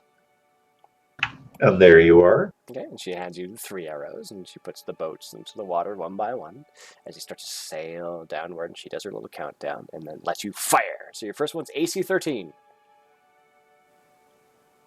Is there a way for me to add my dexterity when I'm rolling the d20? You can just put in your modifier. I mean, you can just do a dexterity. You can just click dexterity if you want to. Yeah, I suppose that just makes more sense. And if you're proficient with short bows, you can add in your proficiency as well. I don't believe I am. Very well. I'm not sure where I would check. It was shooting your bottom left there. I would have put all your proficiencies in for weapons. You would just click it and then. Nope. So yeah, that would be a 1. So you go to shoot it, and you're kind of dancing around a little bit. You Oh. rolled for me? I didn't. No, Oh, that's Barry. That was me. Never mind. Ignore me. Yeah, you go ahead. I just wanted to see how badly that would go. And it went badly. All right. Oh, Didn't about go as much bad. Nice. better. So you kind of dance around a little bit, and the arrow kind of falls limp to the side there, and kind of falls off your finger, and you let go, and it just hits the grass. The second one, you kind of, this is more serious this time. You have your shit together, and you fire, hits the second boat, goes down. You're good. You're good. You've redeemed yourself. You quickly knock the next arrow, fire it, and it goes way over the bridge and doesn't even hit the boat. Well, this has proven to be quite the challenge. Oh, well, that was a very nice try, lad. Maybe next time. Maybe after a few drinks. Oh, perhaps. That sounds like a very good time. Oh, well, Get it. next. And she, pushes your bum and, gets you out of the way. Ooh, she touched my bum. She sure did. Mm. She's copping feels wherever she can, it looks like. Fletcher, it is your turn as you approach, and she hands you the bow. It would be 1 silver piece, young man. Young man? As he just sits there, just completely just drool out of his mouth. So, let's mosey back as we're waiting for him. Oh, there he is. Okay. Oh, I thought you were talking about the You're guy who was doing the Fletcher! bow thing. You're Fletcher. Sorry, I thought you... You're doing the bow. No, I wasn't doing the bow. Yeah, you're number 4. I wrote you down your names for who wanted to do the bow, and you're the last one to say. But I will cross you off. Yeah, no, I'm not doing the bow. Very well. All right. So, alas, nobody got all 3. But you guys are definitely down a mace and a signet ring. So we're gonna go back to Baradoon, who's doing his thing. What were you doing in there? You're doing Channel Divinity, or? Yeah, so apparently, Mhm. as part of my Cleric Forge domain, Mhm. starting at the 2nd level, I can use Channel Divinity to create simple items. I conduct an hour-long ritual which crafts a non-magical item, which must include some metal, a simple or martial weapon, a mace. Are you making a mace out of gold? Yes. The creation is completed at the end of the hour, coalescing in an unoccupied space of my choice on a surface within 5 feet of me. Christ. The thing I create can be worth no more than 100 gold, hence it being 100 gold coins. Well, As I think a pound of gold coins is 50 coins. okay, Yeah. well, I used 100. So that's 2 pounds. The 2-pound mace. And that I don't think I'll have to really quickly check what the weight of a mace is. This is a new thing to me. That would be 4 pounds. Oh. So to What make a 2 pound, about- you can make a 2 pound club of gold. I'm gonna beat you to death with this money, bitch. That's so Okay. stupid. It doesn't do as much damage as a mace, so 1d4 bludgeoning. But it'll be worth 100 gold, obviously. You can make 2 daggers, gold daggers. I mean, you can also use silver as well instead, because it's cheaper technically, right? Okay. Because it's 10 silver pieces How much per 1 would I gold need piece. to make? Okay. How many silver pieces would be 4 pounds? Be 400 silver pieces. Okay. No, wait. Well, no, that'd be 40 silver pieces. No, sorry, never mind. That's Yeah, it's 400. 2. Yeah, it's 50. It's 50 silver per pound, so maybe 200. Okay. 200 silver pieces. 200 silver pieces. Yeah, that'd be 4 A lot of pounds. tries at the bow and arrow game. Yep. So yeah, 200 silver pieces, which would be God, where's my brain? 20 The gold. gold. Yeah, 20 gold. So Okay, well, that's way cheaper than I thought. Cool. I make a solid silver ornate mace. very well. You do it. You now have a silver mace. And it's very pretty. Cool. Okay, so that take you an hour to do that, and there's other people in the hostel at the time. They're like, Seeing me meditate and stare at a pile of money on my bed yeah. until it slowly turns into It's a just like sweet-looking mace One with boy a on the picture bed, of what it he's like, looks like a dog on the front. Wow. So cool. And how can you grow a beard when you're so young? I'm almost taller than you. I look at him, I laugh, and I say, I'm older than I look. Wow. And I go to touch my signet ring, and it's not there, and I get really sad. Does your finger hurt? Something like that. Okay. And I sit on the bed, and I go to sleep. Okay, it's probably like 8. Like 8:30ish. The rest of you I'm guys. a frail, young... Did we... Hmm? Sorry. Did we see the exchange with the signet ring and everything? Or was that more private? It'd probably been more out in the open. Probably just off of the side. Yeah, while off you to the guys are side more than shooting anything. bows. If you Okay. wanted to see, I'd say, well, like, what's your passive perception? 14. You would have seen. Okay. Is he still around? Corey He is? left town. He left town because he has nothing. He lost all his gold, and he couldn't even get rid of the stupid mace. And now he's just pissed off. He's quitting the town. He's quitting the village. Oh, okay. I missed that. Should we just go chase him down, take Scott's stuff back, and kill him? Well, that's kind of what I was thinking. Is that I would just go. Funny. You guys show up and you're like, oh, I got this for you, and you look at my sweet mace that's even cooler and go, Oh, fine. All right. I will go into the tavern after I lost them. Okay. So you guys all make your way back into the tavern. I'll stomp straight up to the bar. Okay. And yeah, you obviously see the innkeeper there. I'll hop up on the stool. I'll be what like, can I do for you? I want 3 bottles. 3 bottles of that blackberry, whatever. Well, big spender, that's for sure. He turns around, gets 3 of the bottles. Well, it'll be 6 gold pieces. I will put 6 gold pieces down. Here be 30 seconds. Yeah, you put down the 6 gold pieces. He takes them, gives you the 3 Weizenville blackberry wines. Worth it. I'll crack one open immediately, and I'll like look at him expectantly for a glass.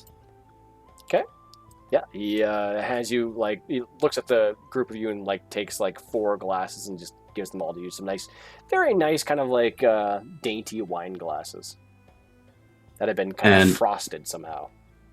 Ooh. Yeah, I'll pour 1 each for everyone who's at the bar. Okay.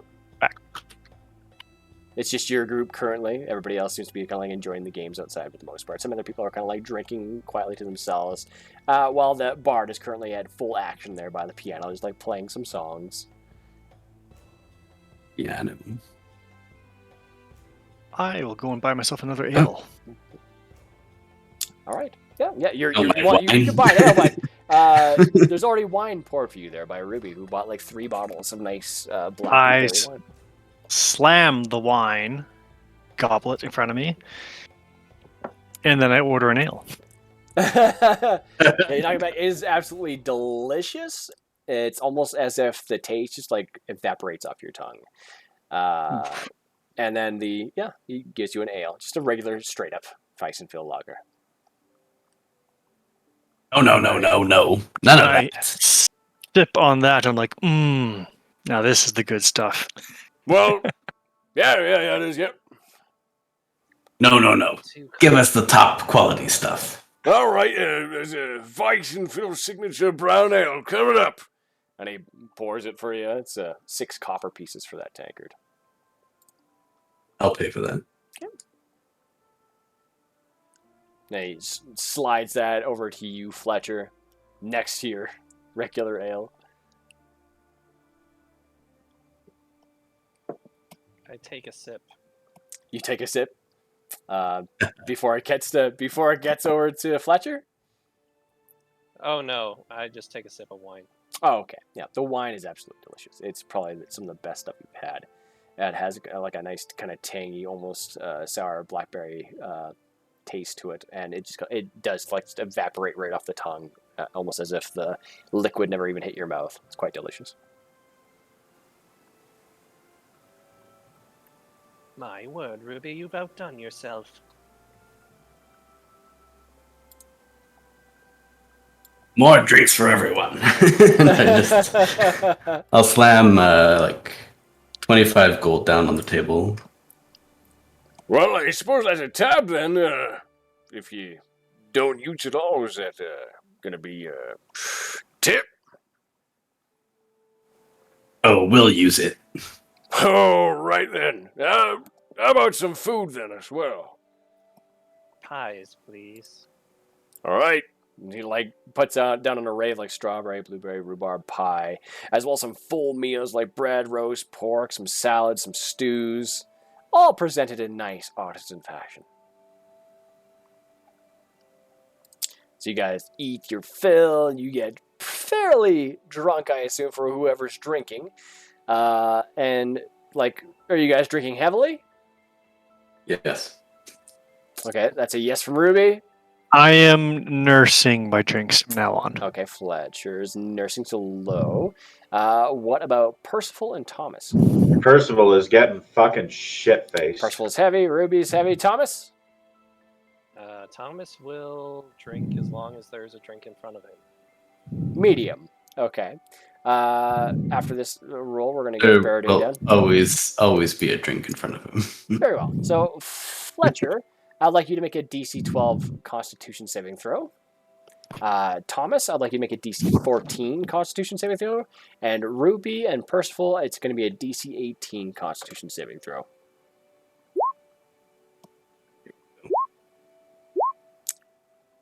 Right. None of you passed your saving throws. You're all like, Fletcher, you were nursing, but you took it too far at one point, but you realized the alcohol's already in your stomach. There's no turning back now. Thomas, Ruby just kept feeding you drinks over and over and over again, and you guys are all sloshed. Baradun, you come down with your silver mace, and you see everybody, and they turn toward you, and they're just like, they're sloshed. They're not doing Hey, very look well. at So you guys are all under basically the poison condition right now, so you have disadvantage on all your ability checks.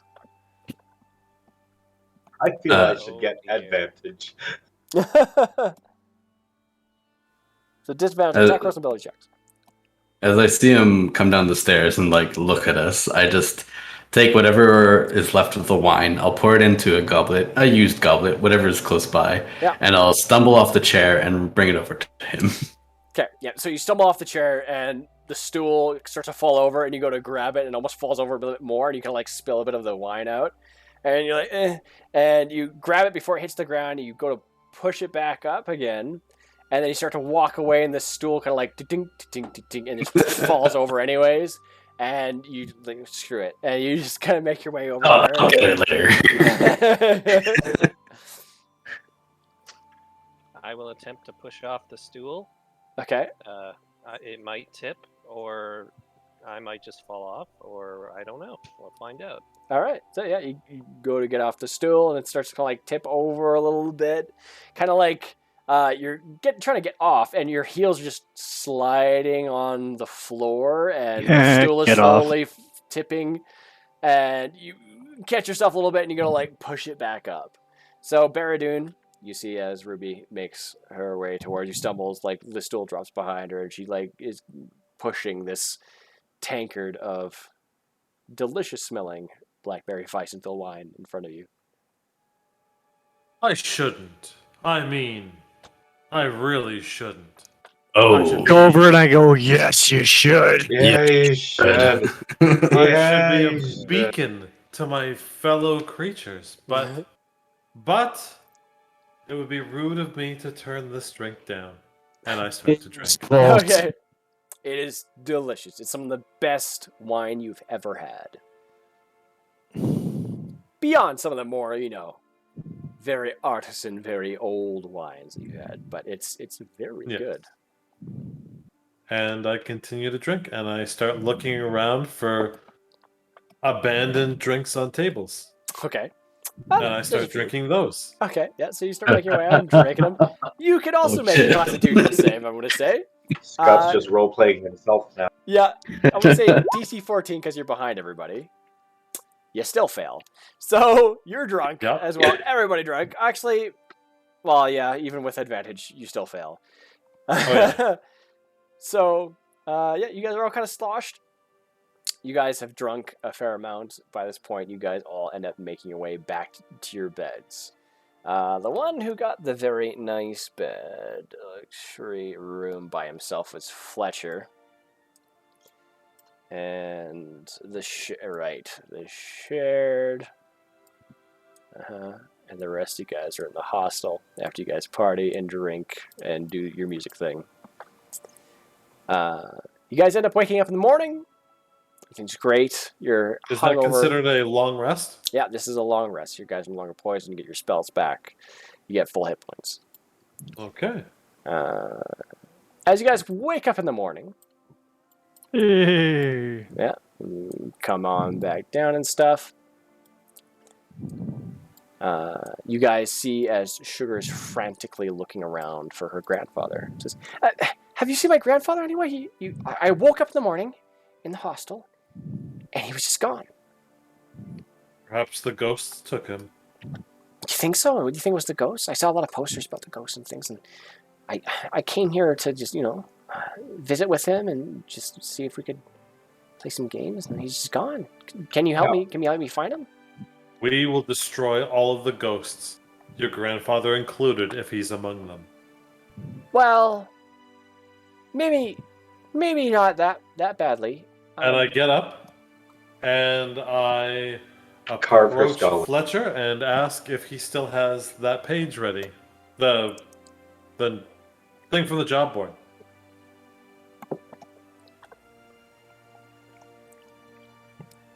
Fletcher is sitting there, drooling with the job board picture in his hand, and it's like just dripping.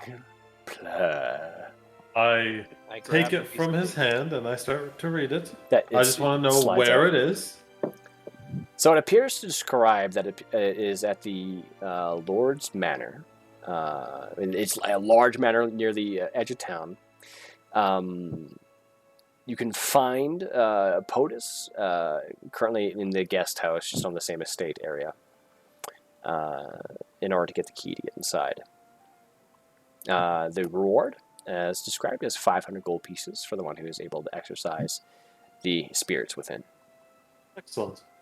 I put the page down on the table in front of Mr. Fletcher, and I go back upstairs to perform my artisan's blessing once more to make a new signet ring identical to the old one. Very nice.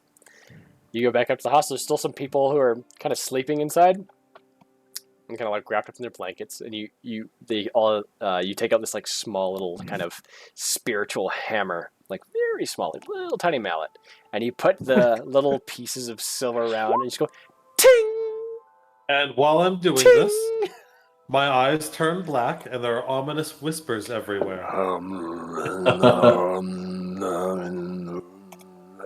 Ting. This will take an hour, and those effects will also leave. And you see the boy who's there, like. The sweet effects only last 1 minute.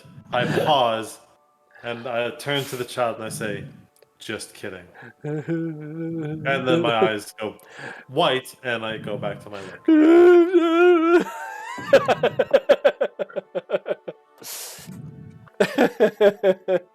Oh, cost for a ring that's gold and basically worthless. Very well. Gold, it's definitely not a pound. You probably need like 2 gold pieces to make the nice ring. Consider it done. Yeah. Boop. Done. As you're tinging away, there's one guy in one of the beds. He's a little bit older. He's like, "Shut up with that freaking racket! Ting, ting." I ignore him and Yeah. I continue singing away. Some of the people get up and like just get away furiously from you. What are you gonna do there, Ruby? Oh, where did you last see him? Who are you talking to? The other halfling.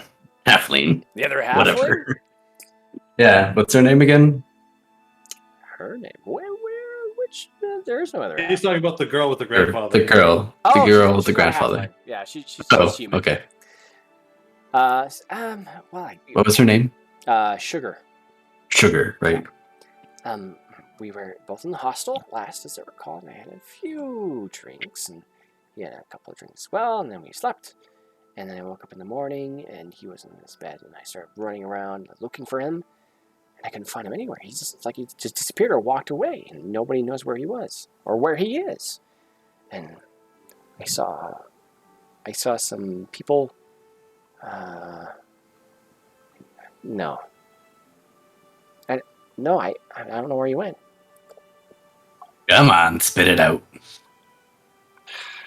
I saw some people out in the wheat fields, and they were already doing crops and things, but they didn't see him either, and he had to run through the wheat fields, and people would, if he went down the road, people would see him going down the road, so he must still be in the village somewhere. I'll turn to the bartender, innkeeper guy. Mm-hmm. Did you see an old man come through here earlier in the day? And he's kind of just there, and it's like cleaning his mug. Yeah, I think I saw an old man at one point. Tall fella, straw hat, big chin. Yeah, that's him. Yeah. Last I saw, he went to bed. Perhaps he's still sleeping. Well, some people, they say, there's nothing to do with anything going on here in this operation. It's a lot of people have been spirited away by possibly ghosts. Now, I don't really believe that kind of stuff. I don't believe it. But, Insight check. All right.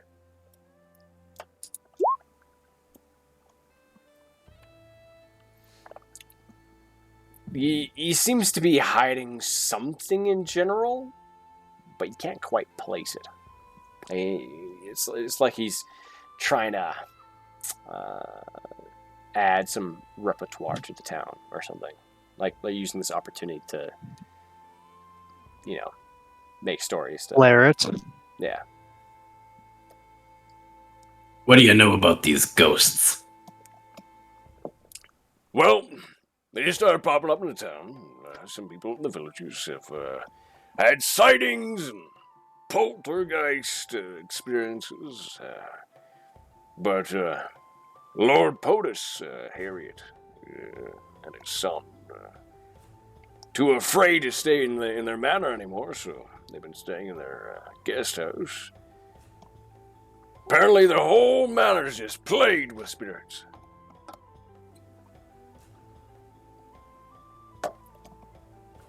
How much do I think this is like embellishment, and how much do I think this is actual ghosts? You believe that he is being legit, completely. He's not making it up, because it sounds like he's going based off what he's told. Okay.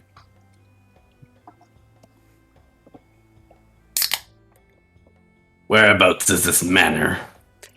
As I recall, the manor's near the edge of town. And where's the Lord POTUS staying? He's staying in his guest house on the estate. Gotcha. Well, Okay. then, we should go to the guest house. To the guest house. Let's head to the guest house. So you guys end up looking Wait, I'm around. missing someone. No, Has it been about an hour? it hasn't yet. No. Okay, I'm still working away. You guys can kind of hear the what's everyone's passive perception besides Baradu? I'll just be like, well, You let's can not still be go hasty. Let's not be hasty. Let's at least have breakfast first. Well, it just so Ooh. happens I have eggs and all sorts of things ready. And he like makes his way into the back room, into the kitchen, and you hear like some banging of like pots and pans, and like you hear like a dish cracking bread, like Oh, shit. Oh, no problem.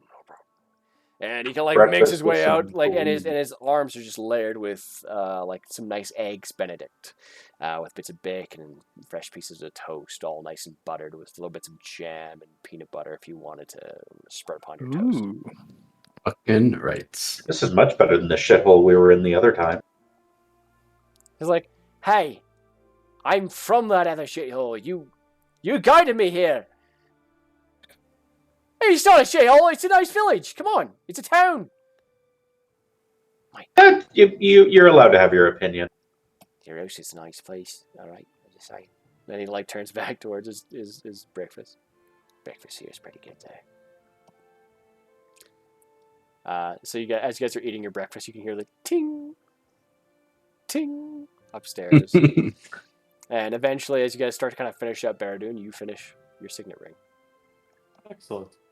I make my way down, wearing my sweet signet ring, holding my sweet silver mace, Mm-hmm. and I ask the team, are we ready to travel out to the guest house? And they're just finishing up eating like this like beautiful looking breakfast, like eggs Benedict made by Gordon Ramsay. Thank you for such a beautiful gift. Well, It's raw. I mean, you gotta pay for it, obviously. It's rotten. Yeah. Obi's the name, by the way. How much? Well, it's not that much. Only 5 copper pieces for the breakfast. Here, have gold. All right, gold. What's your name, by the way? Fletcher. Fletcher. Fletcher's the name. Obi. Nice to meet you. I stick my hand out and give it a good solid shake. Uh-huh. Nice. And then you guys all make your way out to the Lord's Manor. After the eggs Benny, obviously. Mm-hmm.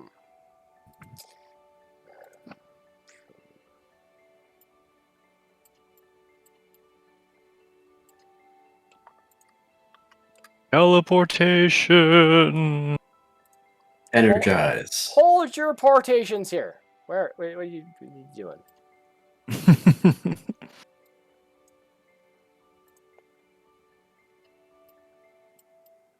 Before you guys go anywhere. So you guys make your way towards the guest house where you end up knocking on the door. And who answers is a kind of mid-40-year-old man. Behind him appears to be his kind of younger son, kind of longer hair, angsty looking. You see the mid-40s man, like fully groomed, kind of very nice wavy kind of blonde hair. You see him wearing very clean clothes. He's keeping up a very good appearance. His son isn't so much. He's like deep in books. He says, hello everyone. I assume you're here to answer my ad for exorcists for the manor, so you can sleep in there again. It's incredibly hot within here. It's sweltering outside. We are indeed the ghost Wait. hunters. How haunted is it? It's probably like plus 15, plus 16 or so. On a scale of 1 to 10. On a scale from 1 to haunted. 6. Oh, haunted? That's a At least the weird 10. scale. Definitely the guest house is not haunted at all.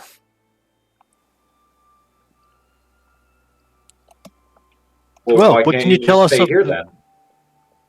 Well, because obviously the manor is much larger, and this is a single-room kind of bachelor's suite, I suppose, for guests. And I have to stay here with my son, who is just a joy to be with. Yeah, I guess so. And his leg just keeps reading his books. So, I look to him and ask him, what is the matter of this haunting? it's just very strange overall. You see, there are several ghosts, I do believe, on various floors, and they are all very malignant. They just toss things about the place. Horrible nightmares, I must say. And they're just destroying things, making things difficult overall, scaring me a lot, especially when I'm trying to go potty. Or try to grab wine from the cellar. And there's also some, I think, possibly in the library. Oh, and also, if when you go in there as well, there's a guest room, right?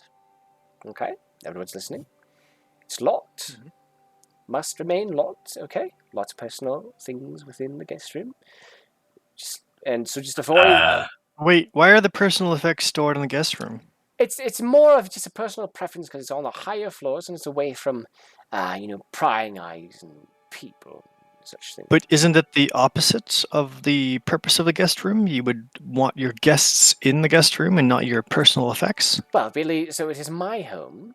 So it seems like a lot of questions to be asking about somebody's home. So if I give you the key, right, there'll be no prying around. It's personal private area. It's just exercise the ghost and be out with, and just be gone. We will respect your choices.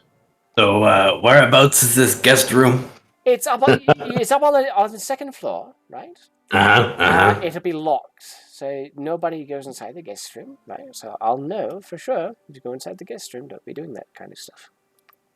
Of course not. All right. I'm sorry, on the second floor, which direction is the room that we're not going in? It doesn't matter. It's locked. So all the other rooms are locked. Guest room's locked. Okay, so if we find a locked door, that is the one that we do not go in. You do not go inside the locked door in the guest room, no. Okay, all right. Yeah.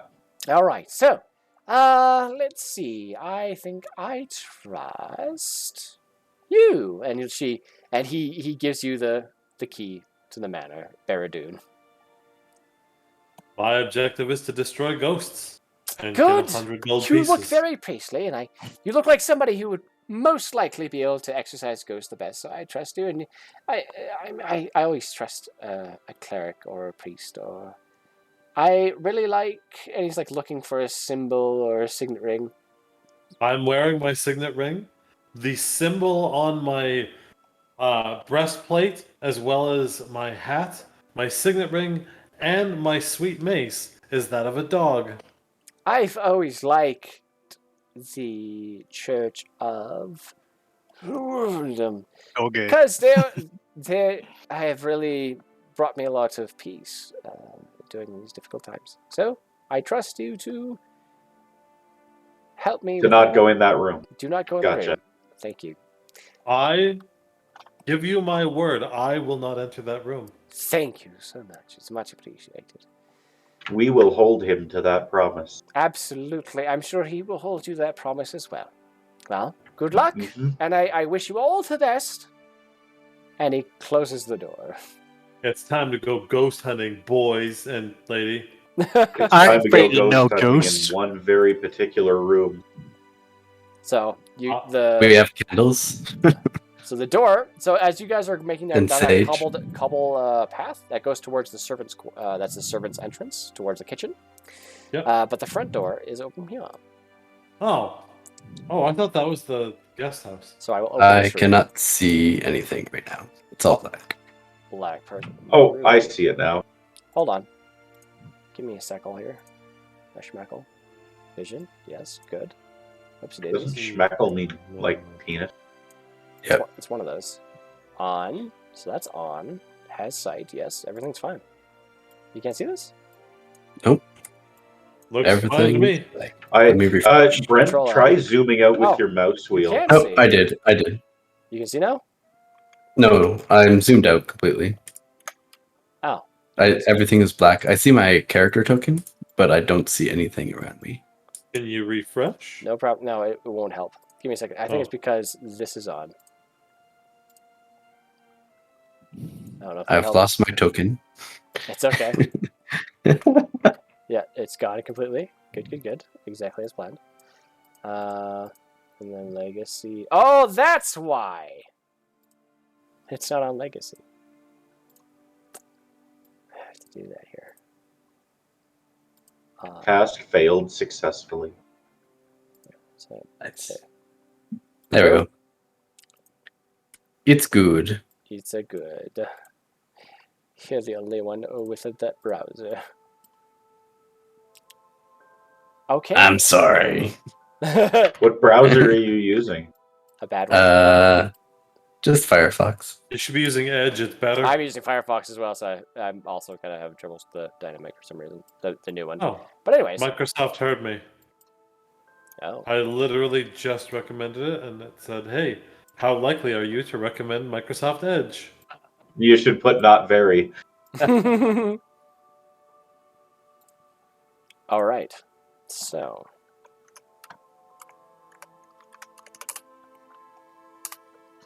boomski. Boom goes dynamite. Do I have anything like that? I don't. I'll still look for any like footprints when we get here to see if the old man's footprints are anywhere leading up to the house. Okay, make a survival or investigation check, your choice. Definitely investigation then. There's been a fair amount of traffic. It's kind of hard to discern whether it was the old man's feet or not. Okay. I will unlock the door and open it. Okay, yeah, you all unlock the door, open it up, and I will just get rid of this door. Bloop. Oh, there's someone in there already. Yeah, he moved past and went on in. Okay. I shall move into the building. Into the main area. Oh. Yep. Yeah. So where's the second floor, fellas? To make sure we find that room to not go in. So as you guys are doing that, I'm going to do this instead. There we go.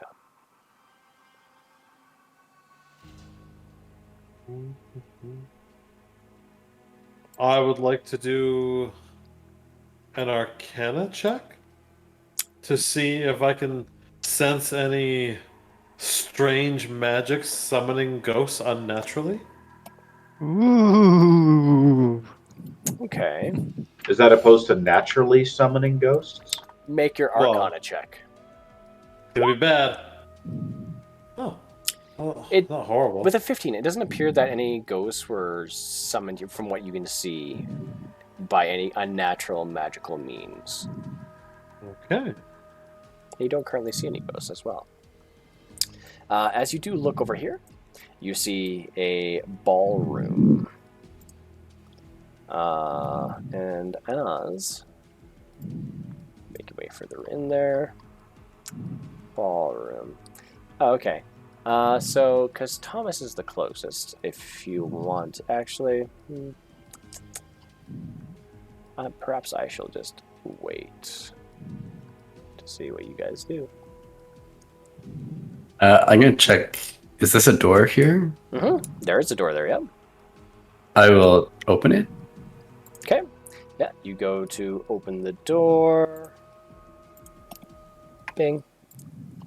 And it opens up into a beautiful study. So, you see tomes for reference records of past dealings, a desk full of envelopes and spare quills.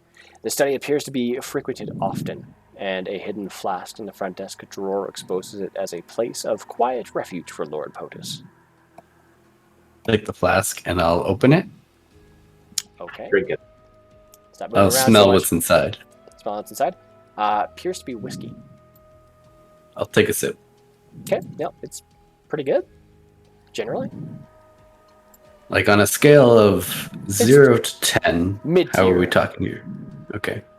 I'll close it and put it back. This is the Alberta Pure Premium of... Okay. Yeah, I put it back. Oh, amazing and top shelf is what you're saying. Mm-hmm. Yeah, for sure. Nice. Anything else you're doing in there? Yeah, I'm gonna kind of go through any of the documents that are on the table or anything that looks like fresh, I guess. Okay, make an investigation check. Kind of look for anything of interest. Oh, nice. So, you see a letter. Appears to be from Lady Susanna to the Lord of a nearby city requesting the deed to a 3-level abode in the city proper, fully furnished with enough bedding and supplies to welcome a family of 3. It appears to be in the city of Rexentrum. Where are we compared to Rexington? Quite far. Okay. At least 2-3 days.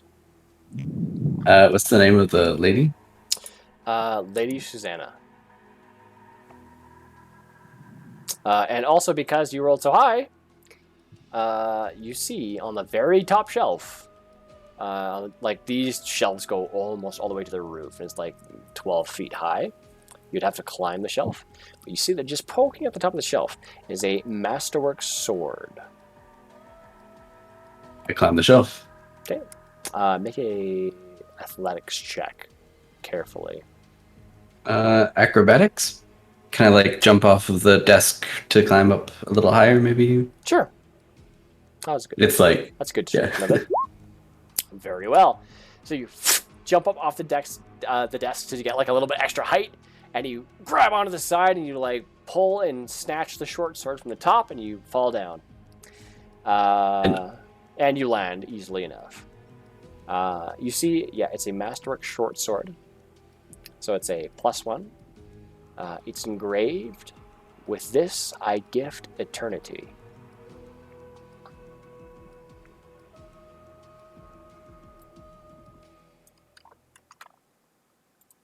Is there like a symbol or something? Nope.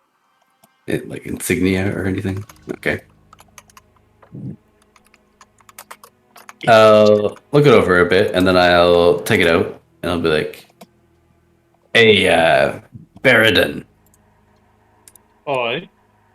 what do you make of this?" And I'll show him the short sword. I would like to do a history check on that quote. Okay, make a history check. Ooh. Jesus. Based on the POTUS family, they are part of a lineage of old Crown's Guard that have been working for the Empire for a long period of time. They have since broken off from the army like years prior, probably about 60 years ago, and ended up creating their own kind of sequestered area for themselves, where they ended up making this manor, and around the manor, a lot of kind of talk began to grow, and began to kind of like make their way towards the village, and it began to grow from there. And this is the sword of like the great grandfather of the current Lord Harriet POTUS. So likely gifted to that old Crown's Guard guy when It's like an either heirloom. when he left, or maybe he took it when he left. No, this is the family manor, so this would have been the original sword of this family. Yeah, that's what I mean. So he died Can we- here. Yeah. Can we tell if there's any interesting properties of the sword? It appears to be very well made. It's a +1 masterwork. +1 masterwork short sword. Mm-hmm. Okay. So next up, since Baradun and Ruby are doing that stuff, and Fletcher's here-ish. Percival. You're making your Percival way. would like to explore the room that's in front of me. Okay. You pop on the door. Inside, you see a nice lavatory. He gets a nice study full of stuff, and I get the bathroom. Yeah. So, you can make yourself an investigation check if you so choose. Imagine if you rolled for the poop earlier. Good lord, I am dumb as a pile of bricks. Yeah, I don't think that's gonna do it. Let's see. No.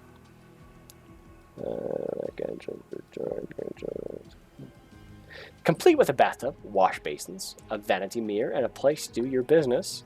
It's a lavatory larger than most people's homes. But as you are making your way inside, the door slams shut. And what? You should hear shout the that ghost's door? name. The door slams shut behind me. It sure does. And now, There's Shout the Okay, ghost's I'm- name. I'm going immediately back and I'm boom, attacking the door. I need you to first make an initiative roll. There's something in the room with me. Oh shit. Okay, hold on. We need to know what the ghost name is so we can get Millie to say it over and over again. Exactly. And then I What did the pretend board to be say? polite and then fail. Just look in the mirror and go, Candyman. Candyman. Candyman. Then You're Tony gonna Todd make will attack you with bees. Okay, so it's gonna go first as you see the ghost of this kind of young woman who kind of slowly kind of floats towards you and says, "Why didn't you Sorry, she floats. save me?" Sorry, I didn't hear that. I was talking. She says, "Why didn't you save me?" And she is going to. Because you weren't cute enough. Where did do soul? I put that. Oh. Okay. So she's going to use her horrifying visage on you first. I need you to make a wisdom saving throw. And you pass.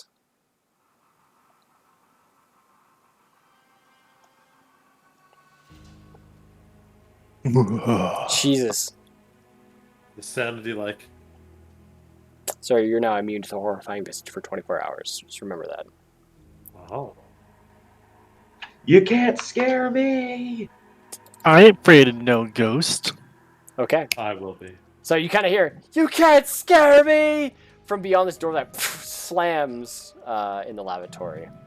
I would like everybody else to roll initiative as well. So just click on your token first, That's the guy. and then go to your character sheet and click initiative. And it'll automatically go into the initiative order. Initiative. You got it right away. Dead last. No, not dead last. Okay, ascending. So first up is Thomas. So I heard. Actually, some first noises. Percival. Percival first. Percival, what are you doing? I wasn't going to interrupt, but I'm like, shouldn't I get It's to go? it's part of the surprise round. So I am going to punch the ghost as many times as I possibly can. very well. Punch away. So I'm trying to read the character sheet here. So counting actions and bonus actions. So without using any key, I can make 3 unarmed attacks. Or if I use a key point, I should be able to make 4 or 5. 4. Just checking. Then I'm going to use a key point, and I am going to punch it 4 times. All right.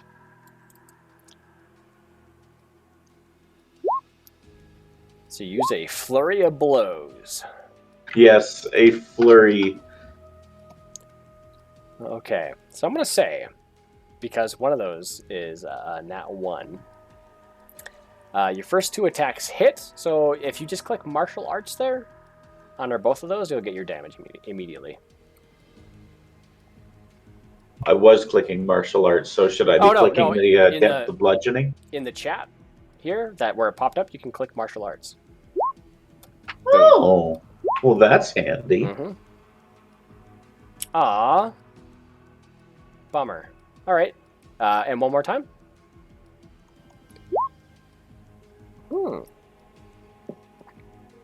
Okay. Oh, did we just lose Aaron? Yeah, I think we're gonna lose Aaron here really quick. Yeah. All right, so 2 hits. The third one goes like straight through as it moves around, and you go to like fall. I want you to make a dex save so that you can actually get that third attack. So your dex save is gonna be DC 15. So you Good fail. lord! You biff it onto the 18 carpet. dex. The last attack doesn't actually hit, and you're prone. Will you be coming back, Aaron, or is that it? He's gone already. Yeah, Oh. I think he's out. Gotcha. Okay. We'll leave him there for now. Okay. Next up is Fletcher. Ah!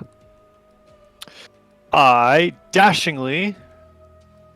Okay, so since I didn't want to move my character to be all cheaty, which way did they go? So you heard this like, you can't scare me, from like up over here, and then over here, and then over here. Okay. So I can't see the ghost, or is it around the corner? Okay, so I started here.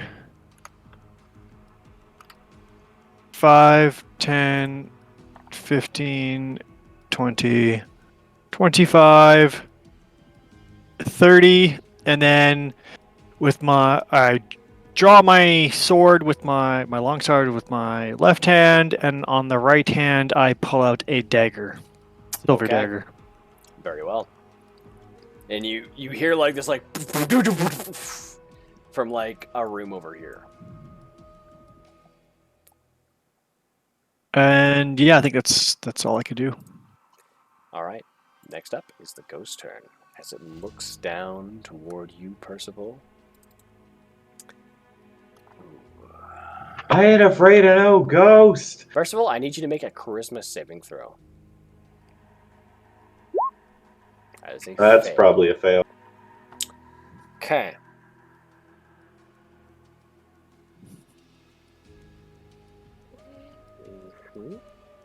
I hate you can't put your cursor over another person's token, just like see their Mhm. name and stats and shit. Okay. Oh, like people within your I party. know, I'm just reading something really quick.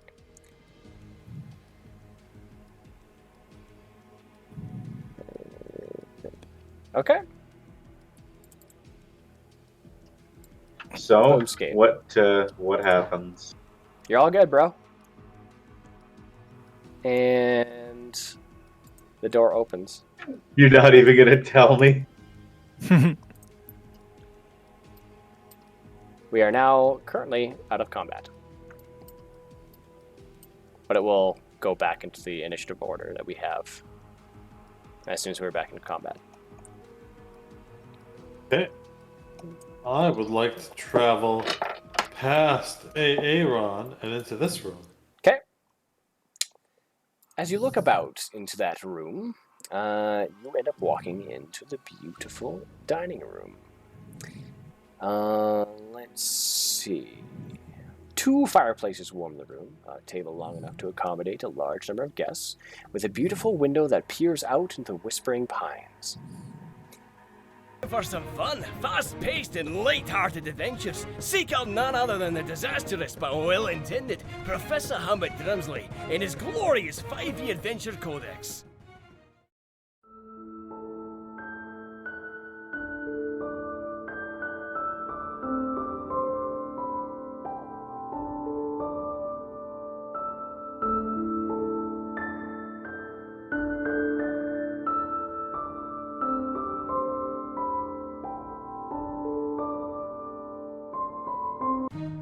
Check out Professor Humbert Drumsley, beautiful Rottingham from the mines over at Terryhurk Storms. It's a city adventure kit compatible with the latest edition of the world's oldest fantasy role-playing system.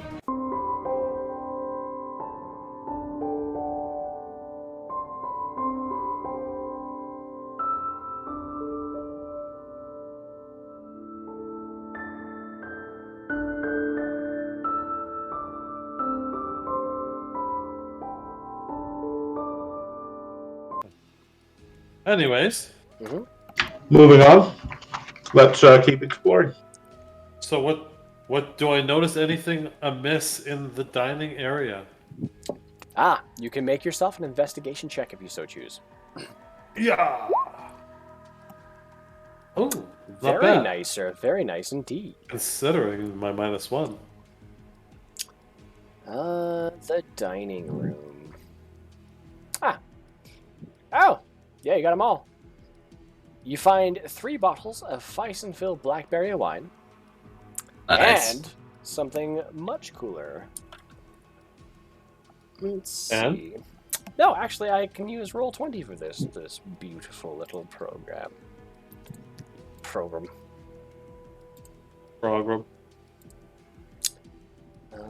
Boom, boom, boom. Boom. Yeah, maybe something a little bit funner. Yeah, let's get that one.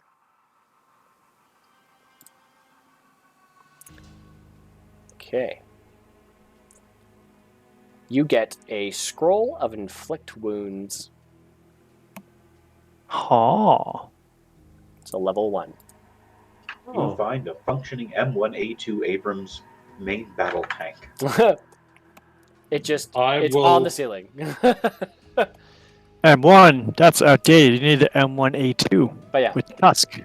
you find the I will- scroll just underneath the table, underneath the dining table. It's like it rolled up, forgotten. I will leave the bottles of wine where they are. Okay. I will hold on to the scroll of inflict wounds. Can I add them to my...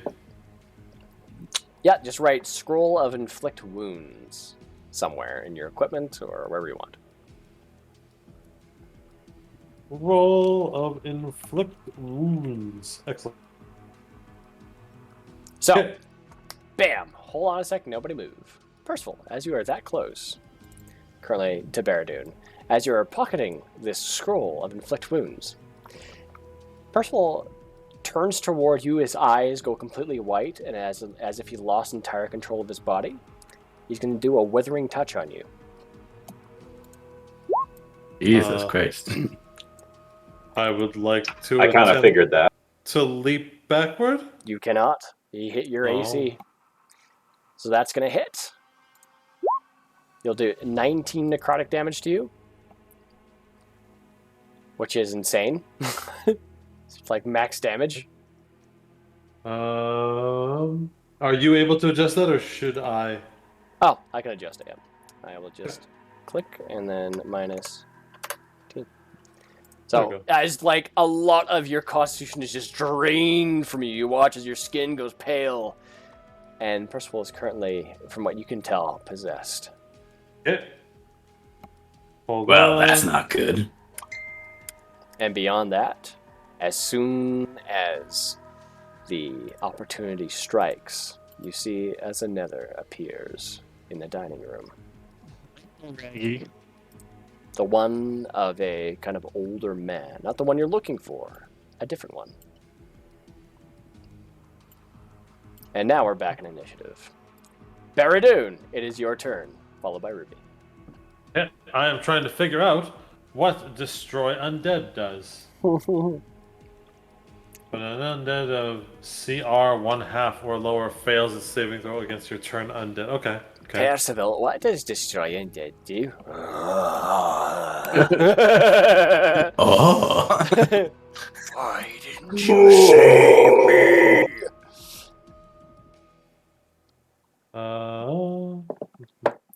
And the older man Wait, in the maybe we're corner supposed to save the ghosts. by the fireplace says, Pies. Pies? Pies. Wait, Pies? who Yeah. has pies? Who got the pies? Pies. From the market. Not me.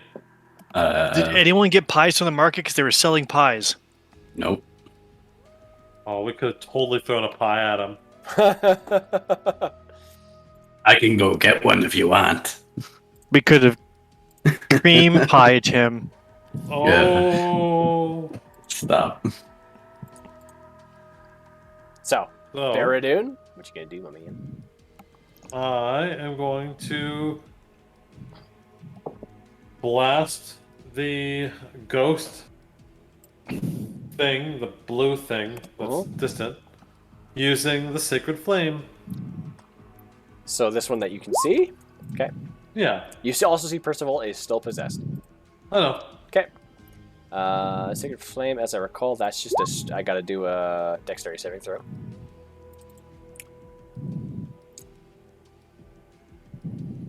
Okay. Blum, blum, blum, blum. Fine. 4. That's a fail. So that should do some damage now.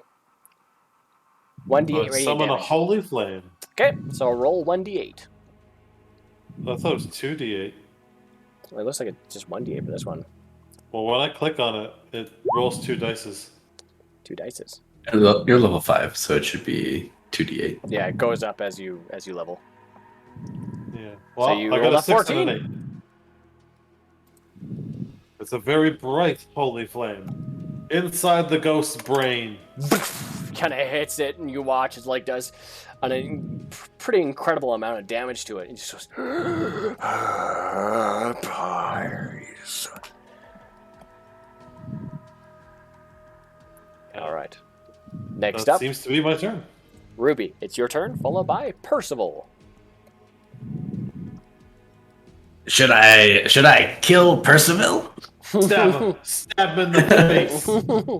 I'll pull out my short bow and I'll take a shot at Percival. And since there are allies nearby, it will be a sneak attack. Okay.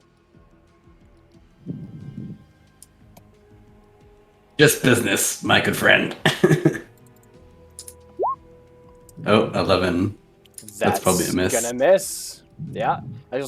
And Percival just kind of goes like, arches his back really far back, and kind of pulls his arms back, kind of like Matrix style, or like the Joker dancing in the bathroom kind of thing, and it just goes right past.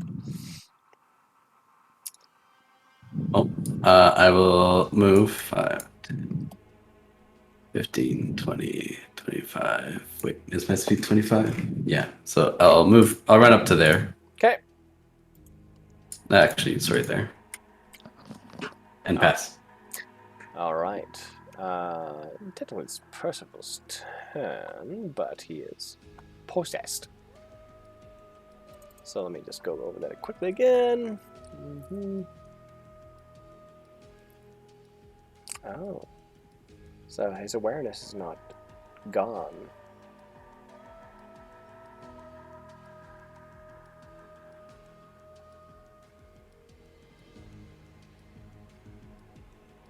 I see. Okay.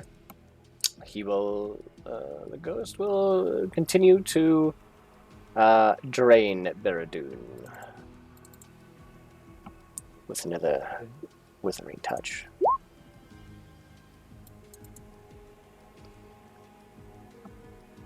That'll be a 9 to hit, which definitely does not hit. As it goes over, and you can kind of see as Percival goes to grab you with his hand, and you see as another hand almost kind of like reaches out just a little bit past it and tries to grab you, and you just block it and you smash it away with your beautiful silver mace. I slap it away with the mace. Next and up I go, "Fuck's wrong with you?" is Fletcher, followed by the ghost that is by the fireplace. Ah, you fucking ghost of Christmas past! Smite it.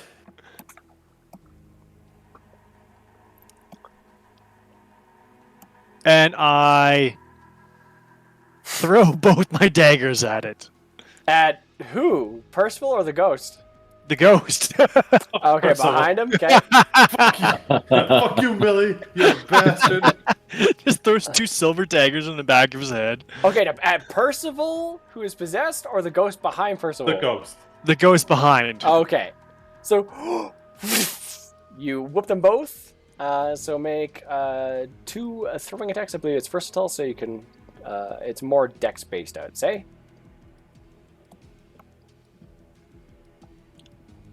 Well, Or if it's finesse, if it's finesse. versatile, you can either be strength or finesse. No, that's finesse, which would be strength or dexterity. Versatile is you can use two-handed or one-handed.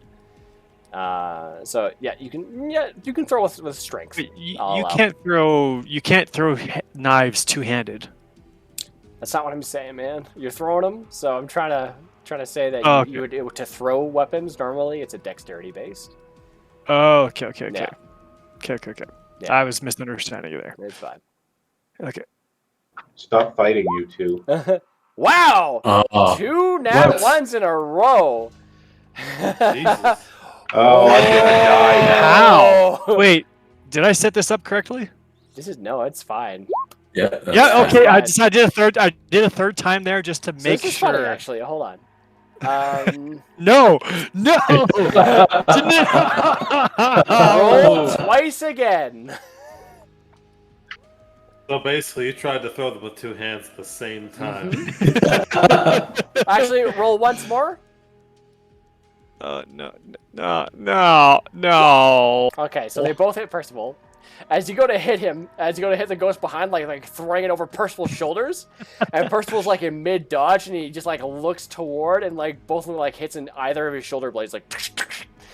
Wait. Since they're silver, would they help with banishing the possession? Guess we'll see. So first of all, you take 10 points of piercing damage. So this minus. Oh, you got it. Cool. Yep. And so that's. I've gonna never be- rolled a double natural one. I mean, it's gonna happen at some point. No, it is. It is not affected by silver daggers. It's affected by other things. So it Of is course. still there, still kicking. All right. Next up, this ghost is going to jump over and use a horrifying visage on Baradoon. So Baradoon, I need you to make yourself a wisdom saving throw.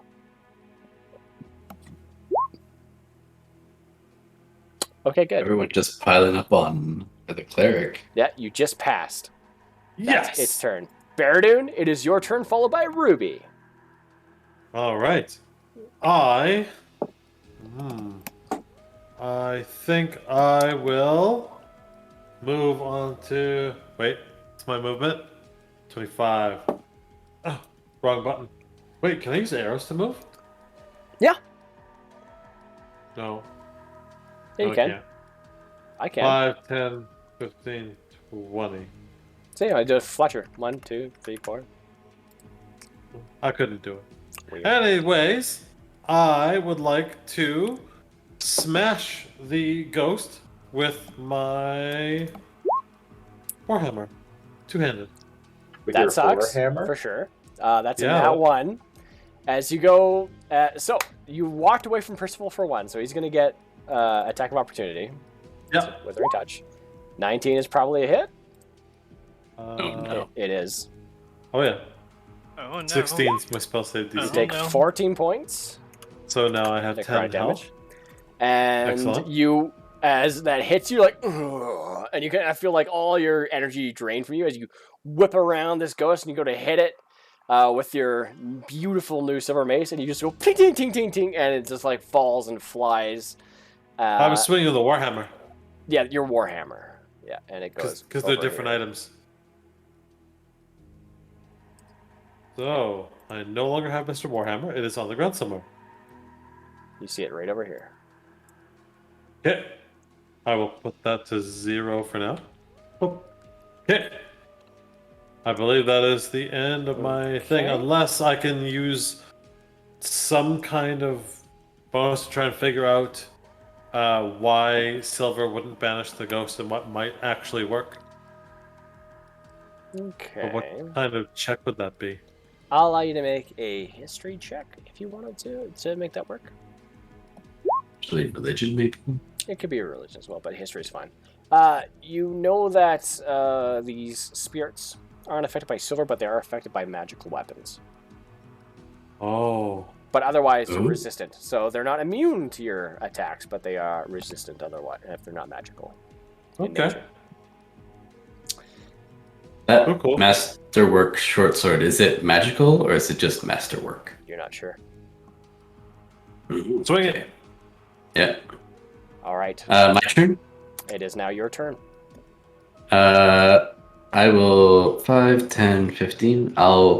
As I'm running, I'll kind of like shoulder my bow and pull out the masterwork short sword that we got. Okay. And I'll poke Percival with it. Okay. Um, Roll to hit. It would be, I forget, are short swords finesse? Yes, they are. Mhm. So I'm just going to roll my dagger because it's easier. 17. Plus 1, so 18. That'll be a hit. Right. 1d6. So 1 for the damage. Plus 4. And then 3d6. Wow. So 14, 15 3d6? total. Yep. All for the sneak attack. Okay. Yeah. 15 So total? 15 total. Yep. So, Percival, you lose 15 hit points. Roger. And so does the ghost as is expelled. Back. Get out of there. As he rips the sword from your chest. There. See, I'm saving you. That's what you call saving? All right. Next up is actually Percival's turn. So. Oh, the ghost in front of me. Well, I'm punching that ghost several times. Punch all the ghosts. I'm using flurry of blows again. Now, do you want me to roll them all at the same time and then roll damage, or one at a time? Or Roll your attack at the same time if you're planning to just kill, and then we'll determine what happens if you get a nat 1.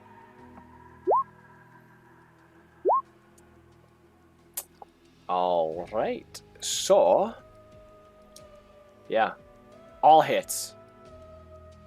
Nice. Oh, Jackie Chan. So now just. oh shit! I did those as dex checks. Oh wait, yeah, those were dex checks. Those weren't even attacks. That was like not That- including anything. Yeah, I clicked the wrong thing entirely. Click your karate. Okay. There we go. Okay, so one, they're all hits, and one is definitely a crit. So just click martial arts on each of those hits.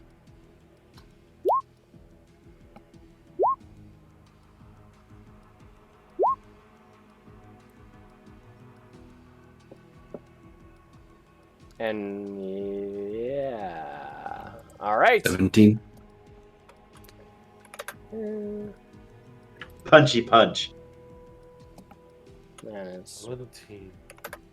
and Don't you add anything to those? that should have been. It's just straight D6 bludgeoning it. Or at least Oh no, that's yeah, what you it should says be. here. You should be adding your strength or dex modifier to your martial arts. Oh, because While you're doing I just opened it up and it's like damage D6 plus strength, which is 0, but it should actually be dex. Yeah, give me a sec here. Where is Pearson? Somebody put my character sheet together wrong. What is your dex modifier? Yeah, It's it's 4. dex plus 0 plus proficient. And then your damage is 1d6 plus dex plus 4. So, that doesn't make any sense. It is what it is supposed to be. It's On my dexterity. character sheet, it was listed as strength for some reason, not dex. Oh. Well, you can add 4 to all those. Yeah, I will add 4 to all of those. And even with reduced damage, I still hope I killed the piece of shit. Do your fists count as magic weapons yet? As a No. monk? Oh, dang. No, So I need you- to be level 20 and a demigod. You slam the crap out of this creature, and it's still just barely flickering. Why didn't you save me? Next I up, am saving you. This is how I'm saving you. Fletcher, it is your turn, followed by the ghost.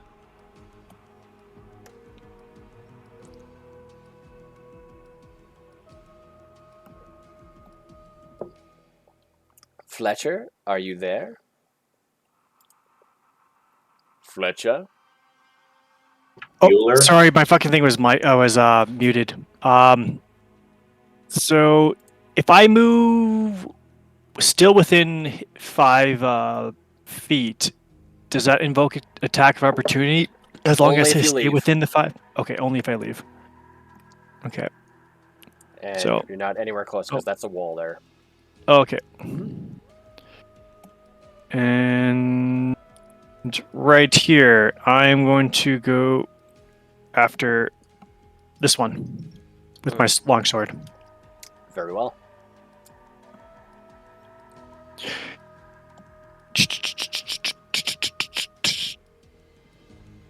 Swipey swipe. Both hits! Ooh.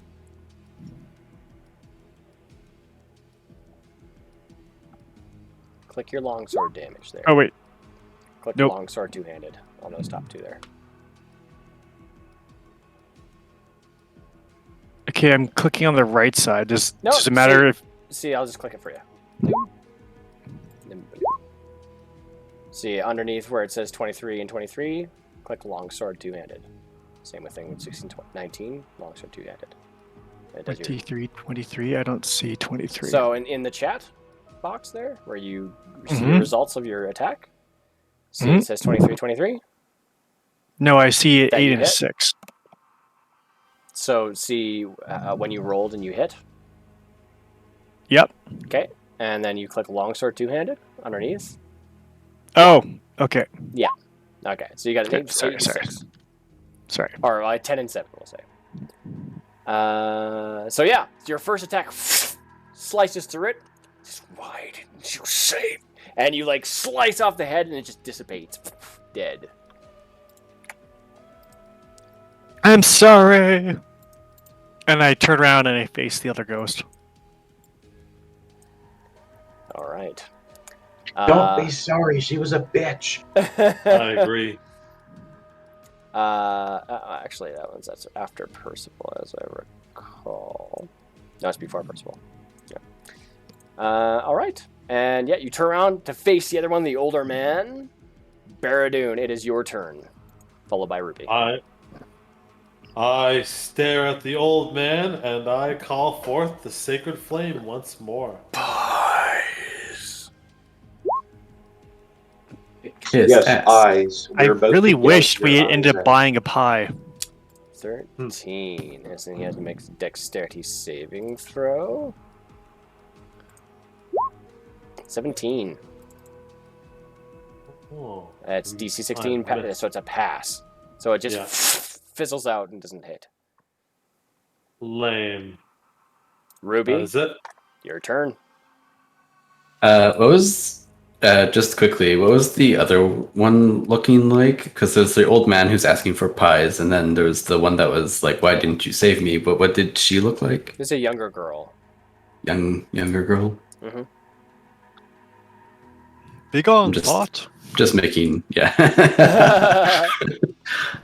I'll step up one, and I will flash at her with the holy blade of ancestors or whatever. Okay.